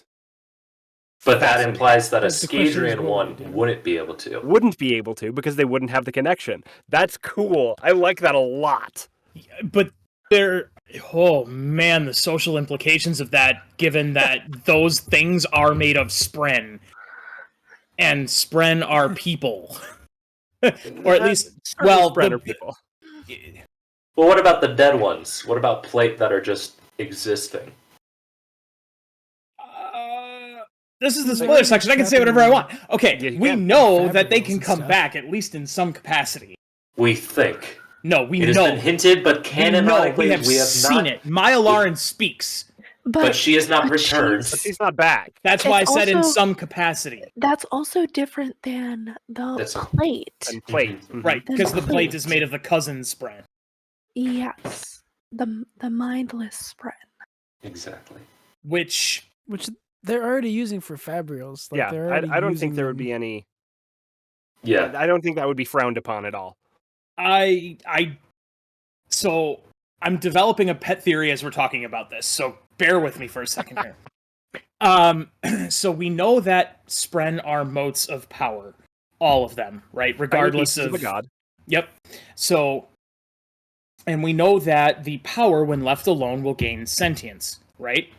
What if the cousin Spren, the unthinking Spren, are sort of embryonic proto-sentient Spren that just haven't coalesced enough to gain their sentience yet?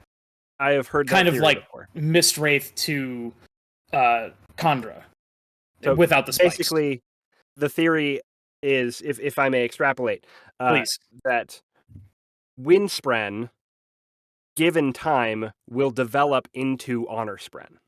Yes, that's the idea I'm running with. I've So- heard that before. If that were to manifest and become known, now you're eating their children. I mean, we eat mammals. I mean, We do, monkey but meat. Mammals are genetically predecessors to humanity. Yes. Eating a monkey, I like, think it works like that. I think that Syl had to choose to come over to the other side in the form of a Windspren. Like, Well, yeah, but we don't know how it happens in Shadesmar, right? Because we know that the manifestation of Spren on Roshar are just parts of Spren that are kind of like flopping over. What Yeah. if the conversion, if this theory is accurate, and Mhm. that the mindless Spren that make up Radiant Plate Pokemon Evolve. can become the bonded Radiant Spren.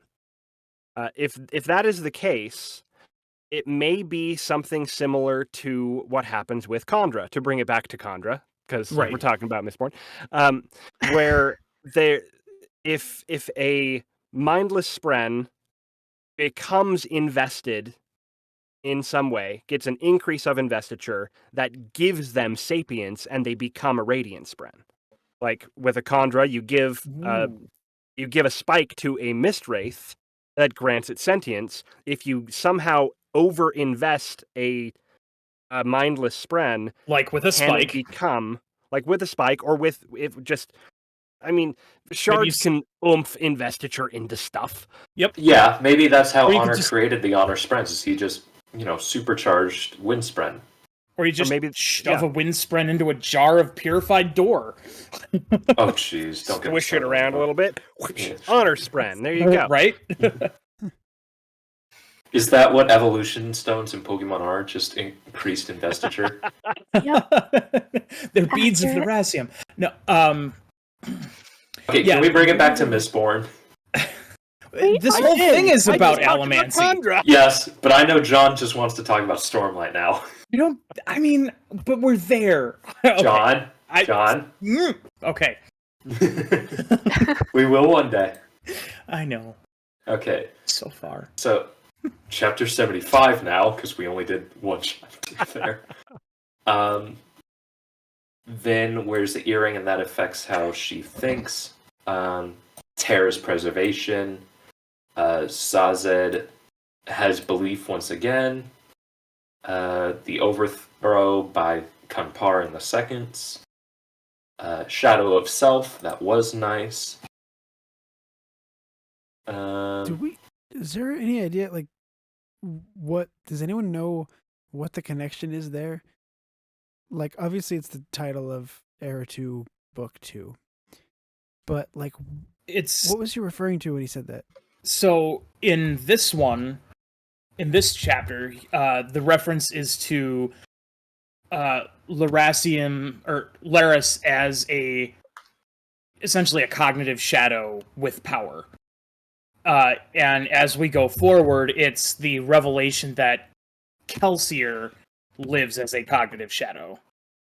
His mind, however, was all but destroyed, for this was the sacrifice he made to imprison ruins. The sliver remains, another reminded, the shadow of self.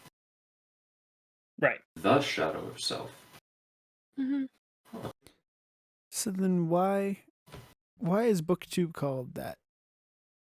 Because it's a sliver of... It's referring to Kelsier's. I was thinking it was Shadow. referring No, to it's referring to Bleeder. Palm. Yeah. Yeah, It's as she referring is to a Bleeder. sliver of herself now. And she wants to make wax the same. Am I thinking of book 3? Yes. It's Yes. been a while since I've done the second. You are thinking of Bands Era. of Morning. Okay. Well, damn It's it. just Okay. Kelsier stuff in Book 2. Okay.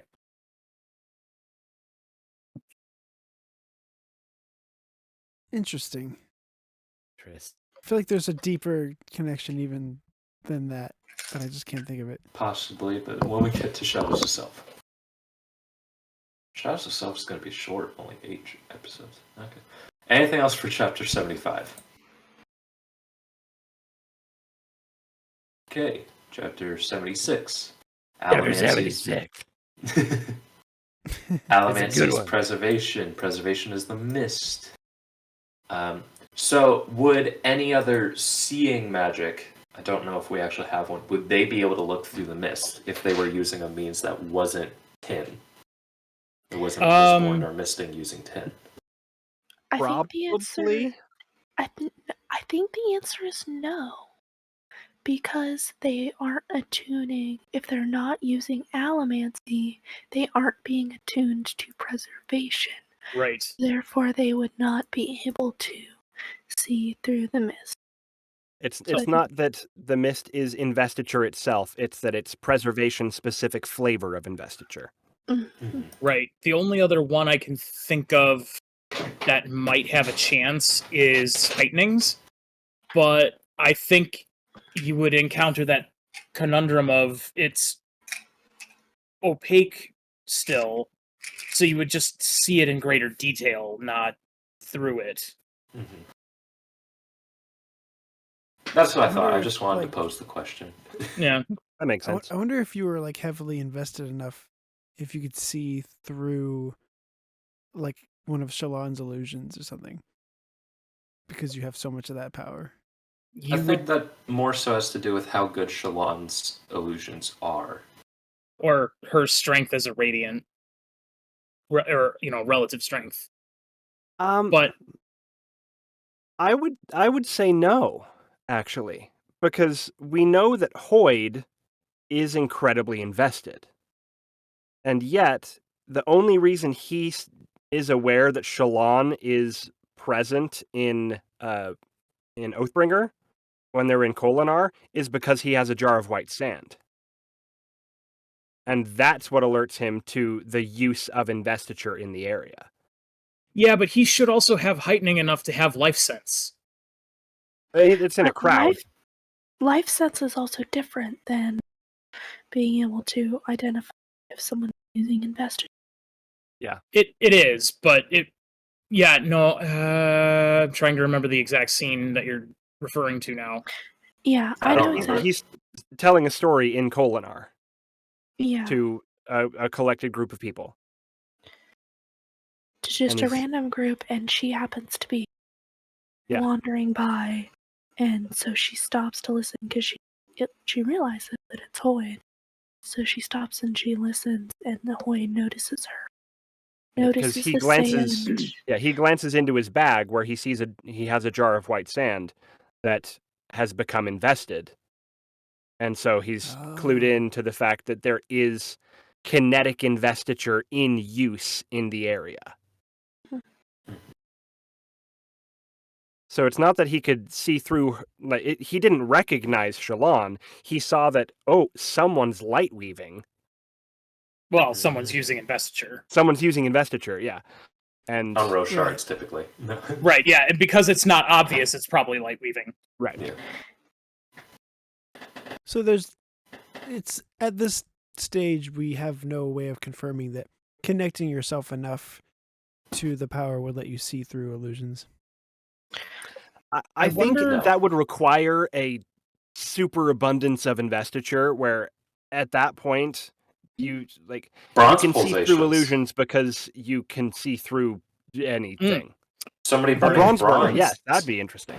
Somebody Might be able burning to bronze tell. would know that somebody is using an illusion somewhere, but it wouldn't necessarily point out what the illusion is. The thing that would be interesting, though, is somebody who's using steel vision, like an Inquisitor, Ooh, Kelsier. would be able to see through the illusion because there's no physical matter there. But interesting. would the Seeker sense pulses from the Radiant, or would they sense it from the illusion? Probably both. Probably both. Would those be different pulses? Yeah. They might- Maybe. I'm not sure. They, My gut they- says no. Because I it's think the same they power. would echo each other. Yeah, they might Dang be it, out we're of back phase. on Stormlight. But Well, we're No, on we're talking investiture about in blast general. burners. Okay. We're talking about Seekers. Okay. Yeah. Also, it's Cosmere Connections. We're making connections. True. So, my thing is, what if we got a jar of unkeyed investiture and just chugged it down? Like, would we be I don't able think to... so. I think you need to have some I think way that would go of... poorly. Personally, yeah. Fair. Let me but- just drink matter. Let me just drink antimatter. I'm just gonna swallow this lump of plutonium, and then I'm gonna become the Hulk. I could see Lyft doing that. Oh, jeez. Well, You know, She it would. probably you know, could, if actually. Lyft did that though, because she's already really Mhm. weirdly skewed by cultivation, I think it might just go ahead and key that unkeyed investiture. I think if you have a system of investiture access already, then you could naturally use that to consume the excess unkeyed investiture that you take in. But if you don't have a magic system, taking in pure investiture is probably gonna be a bad time. Most likely. E equals MC die. I mean, you'll probably feel really cool for a little bit, and then Yeah, you'd have a what's the guy and then from slip swiftly into the spiritual realm. Speaking Actually, of the no, you probably spiritual have realm, a stopover in the cognitive realm because you'd be overinvested at the moment of death. Well, you leave Speaking of behind the a cognitive spiritual shadow. Yeah, that might just be the way to turn into a cognitive shadow immediately. Yeah. Shadow of self. Speaking of the spiritual realm, is that where Vin and Ruin are having their talk at the moment? Because it doesn't seem to be in the cognitive realm. It's definitely It lines are blurred when you're that invested. which is why I think it's spiritual realm, because that's like the blur realm. But it's not Well, in a specific. It's not. They're not entirely in the spiritual realm, but Yeah. they're not entirely in the cognitive realm. They're not entirely in the physical realm. They're kind of in all three. There are places that are more than one realm, and therefore sort of no realms. That's where the visions happen in Stormlight. The visions don't happen in the spiritual realm. They don't happen in the cognitive realm. They happen in their own sort of weird little amorphous, more different dimension. realm. Huh? Oh man, that opens up possibilities for so many like little weird realities. Have you ever wanted to live in your own custom dimension? Well, now you can. If you're a 3 shard, easy payments of $99.95. That is so thought-provoking, though. AT seems so corrupted by Ruin that he doesn't even seem to remember who Laris was. He only seems to remember preservation. He doesn't really remember his friend. Exactly. Yeah, I mean, at that point, he'd held the power for a hot minute. Yeah. Yeah. Millennia on He was your millennia. friend. Uh-huh. He Say, trusted you. What is my timeline? How long had that? Now I'm curious. Well, we know that Roshar had like a couple hundred, like 10,000 years or something. Yeah. And this is 300 years before, so a couple thousand years, probably. Yeah, because you made that timeline, didn't you? Yeah. I did. Oh, that's... It was conveniently labeled. Wild. What Let's see. concept? So, 1,024 years after the Lord Ruler ascended, Mistborn happens. And that happens 341 years before Alloy of Law happens, which takes place in the 10 to 15 years between the two eras of Stormlight. So, that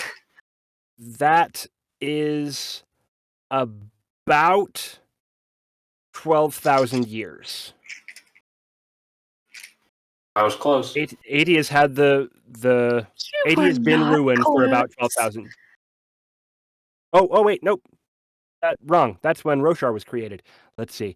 So about 9 to 10,000 years. Okay. 9,000 years will give you such a crick in the neck. That's exactly what I guessed. Before the Shattering, because Adonalcium created Roshar, and then after that, Shattering happened, and then 9 to 10,000 years until Stormlight-ish.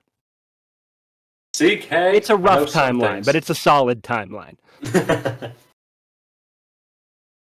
Yeah, but friendship's supposed to last forever. Preservation and Rashek made it so that in the moment she needed them to be, Vin and Ruin would be equally matched. Which begs the question, did Rashek on some level recognize Vin when she burst into his room? No, I don't think so. I think Rashek was planning on doing what Vin was gonna do. Like, he was gonna take the power again. So Rashek didn't get any of the futures. Rashek never saw that any of... Well, no, because he told the conjurer, you're going to have to remove your spikes. He saw parts, but I don't think he saw, like, anything super specific. Like, I don't think he would have been able to, like, even if he did see Vin, I don't think he would have recognized her after 1,000 years. First of all, An excellent point. And also 3 years And- before. He Or 2 wasn't years. sitting around thinking, and then a girl's going to come and kill me. Yeah, I don't And think he saw his own death as well. Yeah. Yeah, He only held the power for moments. yeah. So Right. And while he did get real good at using it at the very end, I don't think he was focused on looking forward. He was focused on fixing stuff. It wasn't that and until- future sight in the Cosmere is always a little iffy. Iffy. Mhm. I wonder what that's based off of, like the future sight. I wonder if it's because you have all these different shards popping around, influencing each other. Like, It's if they were all combined into one, would it work perfectly? no, I wouldn't think so, based on the fact that people do still have Mm. their choices that they make for, like, so that's Plus, even if all the shards were together, right, we'd have Adel right? Whom we know is not the only source of magic in the Cosmere. A. And B, did not see his own shattering. Or if he did, he allowed it to happen. Yeah. Yes. I think it's more so like that. Which begs the question, why did he let himself be shattered? Was it to allow humanity to grow, or was it to stop some greater threat? Who Did you knows? say there's We'll find out Katie when Nelson's Brandon not actually the- writes the real Dragonsteel. Yeah, 20 right. years. not the only like source of magic? Yeah, Aethers are not of Adel. Or they claim not to be. Yes. they claim to predate Adenalcium. Right. So maybe Adel is just another Aether? You're getting into... Maybe? s- We've Ooh. gone beyond metaphysics into Oh, I'm gonna jeez. just say words. Chapter 77. Just a quick Good thought segue. I had. Those are some good words you said. Oh, thank you. Ellen finds... Okay, wait, what was the epigraph? Mist and Allomancy, Hemolurgist and Mists. Ellen finds Krennic Shaw. Vin sends him to go there, which fulfills Tensung's prophecy. Connection. What? This is the first. I think this actually might be the only time we see a holder of the shard preservation communicate with someone who isn't spiked. Correct. Yes. No, well, Because Sazed can do it in No. Era 2 no. because of so spikes. Mhm. we also see Kelsier talk to Spook after the spike That's has true. been pulled out. And so that is We also also see Sazed talk to other shards who technically are not spiked, even though they are great. but they could be operating on like some Communicating radio. with shards, yeah, they're Yeah, shardic radio. right. I'm just, Yeah. But I Also, being think that pedantic.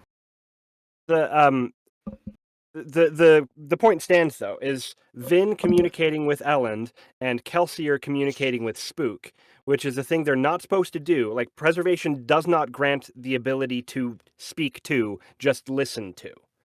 Mhm. But because of the connection, like capital C connection that they had with their respective audience in pre-ascension, they were able to ride that connection to get a message across, which I think is really cool. It I like the way that is. ties in thematically with faith in these books. Like, that's what the connection is, being faithful. Yeah, and that's kind of like what Vin says. Is like she just had to have faith that Ellen got her message. She had to trust in that. That is really cool. And yes, the fight between Vin and the Inquisitors last chapter set was amazing. I feel like there was something I wanted to Sanderson's bring up. fight scenes are just so good. Absolutely. Yeah, very physical. Anything else for 77? It's important and awesome. Yes. 78. So, not only is there physical, liquid, and gaseous forms, but there's also physical, cognitive, and spiritual aspects. Yes. And I do like that it is important and stated that the power of Atium does not go back to ruin, it goes back to the pit. Mm-hmm. So when they burn it, ruin doesn't get that power back. It doesn't go back to the spiritual realm. It goes back to the bank. It dissipates. Yeah. Because preservation cut it off from ruin. Mhm. Separated it. You can think of it like the carbon cycle. Like if it gets metabolized, then it's not accessible anymore until it goes back around. Mhm. Like we inhale oxygen, exhale carbon dioxide. Trees inhale carbon dioxide, exhale oxygen. You can't get at that carbon until something else takes care of it. Similarly with the investiture, once it's used, it has to come back around in the cycle in order to be accessed again. Yeah. Mhm. I just want to insert an entropy clause into, Realmatics here. Like, but what if it can no longer be accessed? It's there, but you can't do anything with it. Now what? Everything changes. I think I'm I too feel like that's tired what's to happening even on think Cell. about that. There are things that happens with, like if you charge a ferrochemical metal mind and then melt that down and alloy it, that investiture in the original metal mind cannot be accessed. It'll be present, but you can't get to it because it's no longer the right metal. Right. But it's conceivable that you could, if you made a ferrochemically viable alloy, that you could reattune that investiture to be the proper investiture for that metal, and then get the connection that you would necessarily. It would be a huge convoluted mess. It'd be but you could tricky. do this. Yeah, it'd be really icky. But you could conceivably go through that whole process to get at that investiture again. It would be. I think that the spiritual realm. Oh no, but that doesn't work either, because then I don't think we have true entropy as a part of the realmatics, because of those weird connection tricks that you can play. Investiture sort of solves entropy. Yeah, Yeah. kinda does. Especially considering it can just go to the spiritual realm and become just like, boop, and then you can suck it back out via bondsmith powers and make it whatever it needs to be. But like what you were saying before about melting down a metal mind and then through an alloy changing it to something ferrochemically viable, could you then like store your weight and then have some alchemist turn it into a health mind? Not exactly, because weight goes into what, iron? Iron. Yeah, And- and you can't transmute I mean- iron to gold without a lot of nuclear physics going on. And I Okay, so bad example. don't think that's been. metallurgically, but But if you could do iron, or you could do weight to speed by alloying in the carbon and then changing the connection for the ferrochemist to be one who could use the speed. I don't I'm not- think Or- that you would be able to access, if you were to physically change the metal mind itself, I think you would be unable to access any of that stored whatever was stored there. I don't The think. investiture would still be keyed to that attribute. Yes. So if you were to take iron and turn it into steel, that investiture would still be keyed to weight and iron, but it wouldn't. I don't think you would be able to Yes. access it anymore. But you can reforge the steel and knock the carbon out of it to get iron again. Yes, at which point you could access the weight Right. again. Right. So it's close, but we're not quite there yet. Well, once we get the excisors in. Right? Yeah, there is a wob saying if a ferrochemist fills, for example, a tin metal mind, then mixes it to make a pewter metal mind, does the stored attribute change? Is it gone when you melt the metal? What if he makes it into a tin metal mind again? And Brandon says, if you make it impure, you'll keep the investiture, but you won't be able to get it out. If you make it back into the same thing, you'll be fine and can access it normally. So you can temporarily... Oh. That could have some interesting implications. You could... You could lock a copper mind by Yeah. turning it into a bronze mind. Or really any other copper alloy. Or any other, yeah. And as long as you can turn it back into pure copper, you'd be able to access it again. That would be a really cool method of data encryption for the space age era. I'm digging that. Because, I mean, if you think about it, the internet is basically a giant, skinny copper mine that spans the globe. That's fun. I like that. And now that we've established that Ruin is Wi-Fi.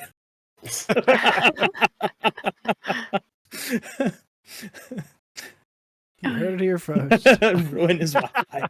Do we have anything else to say about chapter 7 8? Probably not at this point. If Sazed is the hero, then who's the actual announcer? I don't think there is one. Sazed is his own announcer. I think that was a construct of Ruin in order to justify Quan? Alendi. Yeah. Quan. Quan. Alen. Kwan. Yeah. Kwan was the announcer of Alendi. Yeah, I like that thought, but I am trying to remember who it was that recognized Sazed when he showed up. I would What do you think the mean? announcer might be Tensoon. Yeah. Mm-hmm. Right, because Tensoon is the one that went to the homeland and said, hey, Vin is the heir to the Lord Ruler.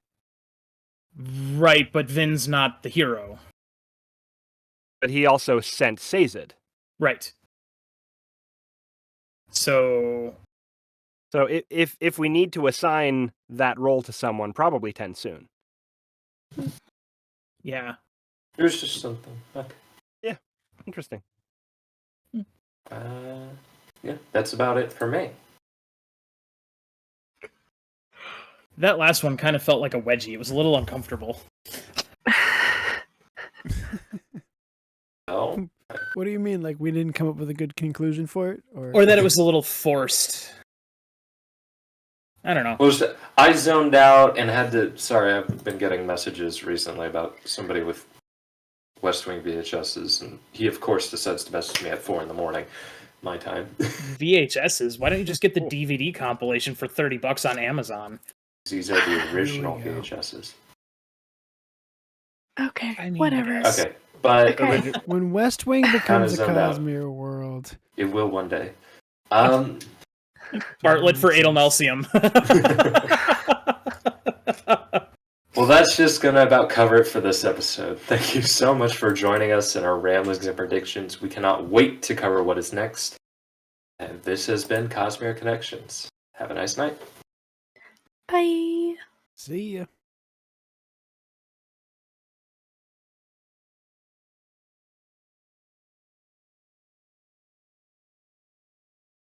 I was We don't just need this watching your specifically. 631 video. Oh, the 631. That blew my mind. I've been thinking about it for like 2 days now. It's like, I'm proud of that video. yeah, Noticed all the things in the weekly update on Monday, and then went, I need to make a video about this, and hammered that all out within like 3 hours. that's amazing. I was wondering how long it took because there's a lot of like cuts and stuff in there. Yeah. That's quite the video. Yeah, but it got I'm me in thinking the too. TARDIS that you saw in the background right now. It got me thinking though. Like now I'm scouring through all of Brandon's videos. Like, there's got to be a clue. What does this mean? There's actually someone in my Discord posted a link to, like, someone made a Google Doc of the 631 timeline of like when it first started showing up and all of the different hints that have come up. So the earliest reference of 631 is in December when he said they're shipping out 631 the like fancy pin copies to people. And I think the week after that, the books on the shelf changed to 6 and 3 and 1, and the calendar changed. So it's been secretly going for like a solid month. But it wasn't until this past week where it became like really obvious that there's the calendar and there's the clock, and then yeah. Wow. I mean, I'm assuming it's something coming out in June. Are there 31 days in June? There are not Nope. 31 days in June. There are 30 days in June. Okay, so it's not that. Maybe it's something that goes from the 30th to the 1st, or The prevailing theory, the thing that I ascribe most to is Sanderson's YouTube channel currently has 625 videos on it, and they release about 4 videos a week of something.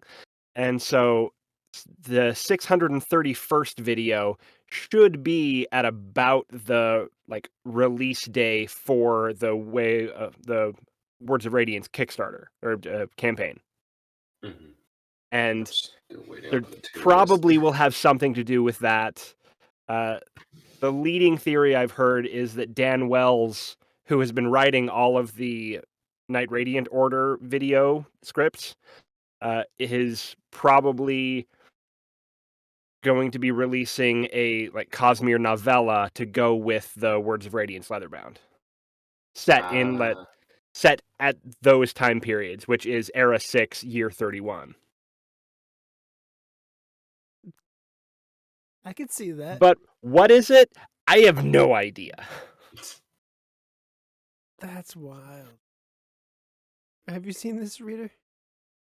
I've seen stuff about the 631. I saw your video about it.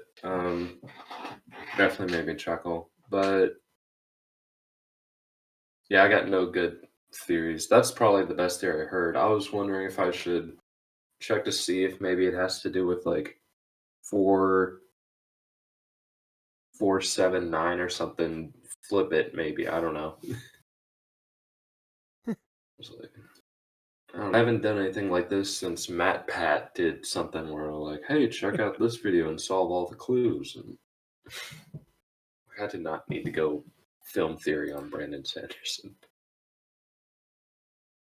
I mean, that's the fun part of having such a large community. Is somebody out there will come up with something, and a lot of times you can just sit back and be like, "Oh, that's clever."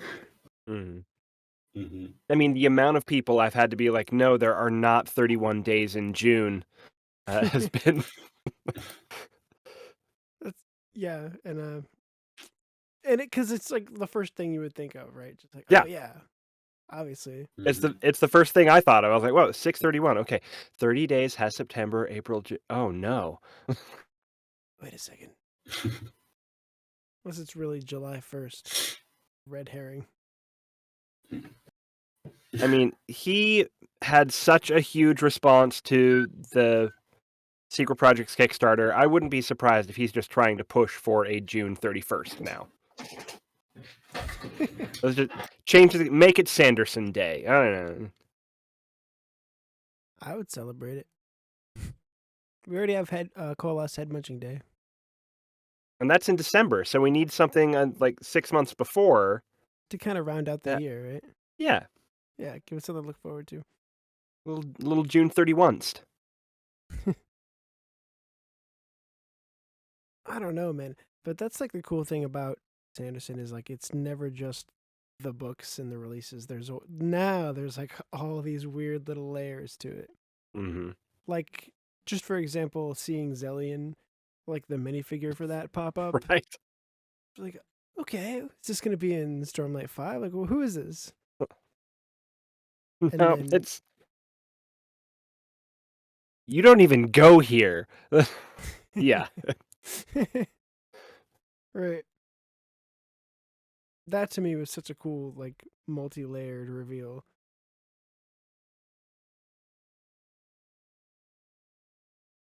Yeah. You But- muted, reader.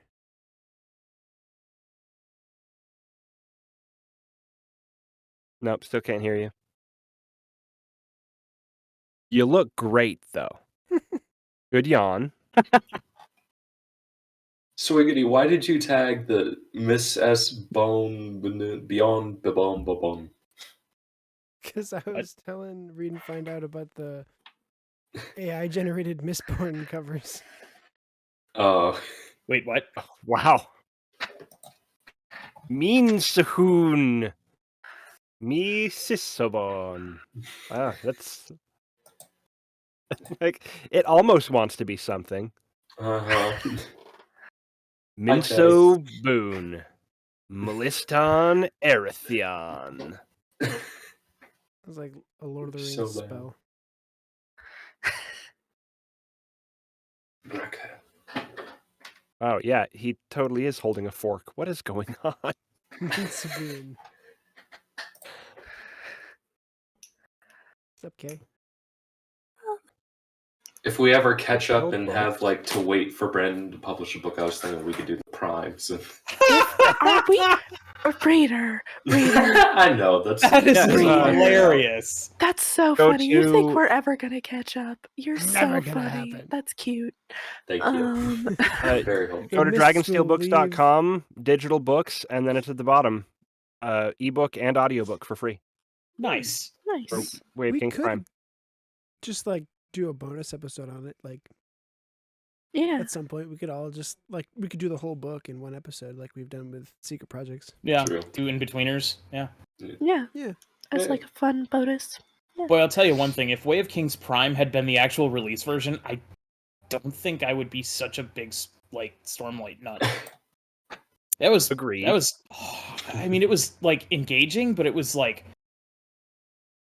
Parts of my soul died. Like, I love Yasna, but I did not love Way of King's Prime Yasna. She was just a simp. She was just a simp. I have not read it, so Oh... Yeah, It's you a should. fascinating thing to read simply to compare it to what we got. Yeah. Like you see the bones of what eventually became Way of Kings, and noticing the differences is like, oh, wow, he made a cake with salt instead of sugar. Like this, Yeah, right? yeah. Sounds kind of awesome. it's a fascinating read. Yeah. Yeah, it's definitely interesting, but the salt of the book world, it ain't. I will say it was more enjoyable. Have any of you read Final Empire Prime? No, but I No. have it. Mistborn Prime or Final Empire Mistborn. Prime? There are both. Mistborn Prime. Mistborn Prime. It's weird. Do you mean the Like- one where it starts out with the gods talking to each other? Oh, I can't remember. Oh, wait, what? It You was have a my very, interest. it was a very early concept on preservation, like lamenting having to imprison, so. ruin. Yeah, I remember reading that years ago. It's weird. It's embryonic Mistborn, but at the stage in an embryo where like it could be an alligator or it could be a person, and you're Yeah. not quite sure which way it's gonna go. Yeah, it's Oh my very, God. it's very It's weird. funky. Are there any similarities? Are they burning metals? Like, Yes. Yes. They're still burning metals. The metals are different. The world itself is very different, and there are like certain plot points that are the same, but then how they get to those plot points is wildly convoluted. Like it's funky. I can just picture Brandon sitting on a park bench, like, yo, what if ash Fell from the sky? Nah, see, he was sitting in the middle of the night in in a hotel The misty. because that's what he worked. Looked out the Well- Did all window. of his work. Mistborn was actually driving through the snow. Mm. That I would That is a believe. great Oh, feeling. Yeah. Yeah, I could. The And it was visual like, of that. "Oh, what if this was Ash?" Yeah. Yeah. I heard Stormlight was like Red Rock Canyon. Yep. Right? Dead Horse Point down in southern Utah. Which I've always wanted to go to. It's That is Steelheart. officially a pilgrimage Steel location.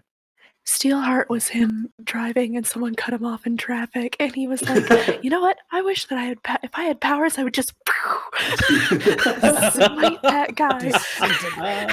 One of my family's favorite jokes is that one we're pulling out of like this Ralph's, and it's right next to a McDonald's, so it's always busy around afternoon. And apparently somebody like cut us off, and my mom screamed, "I hope you die!"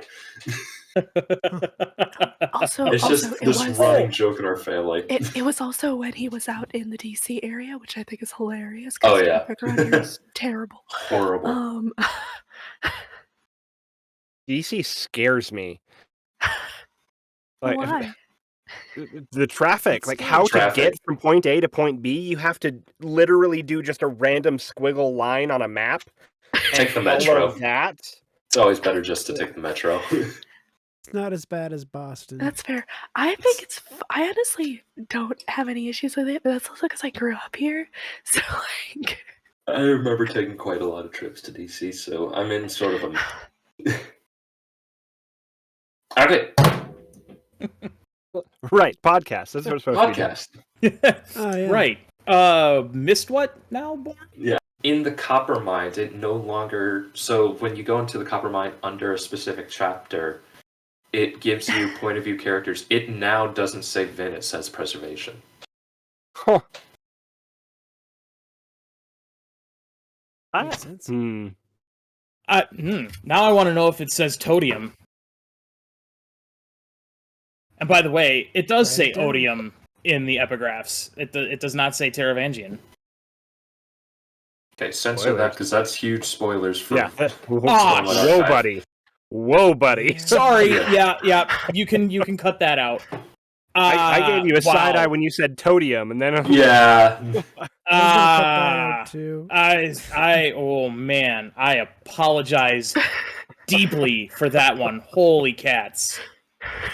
I'm just gonna see I wanna myself out. die. I'm out. Okay. I'm not worthy. I want to draw like Toad from Mario as Odium.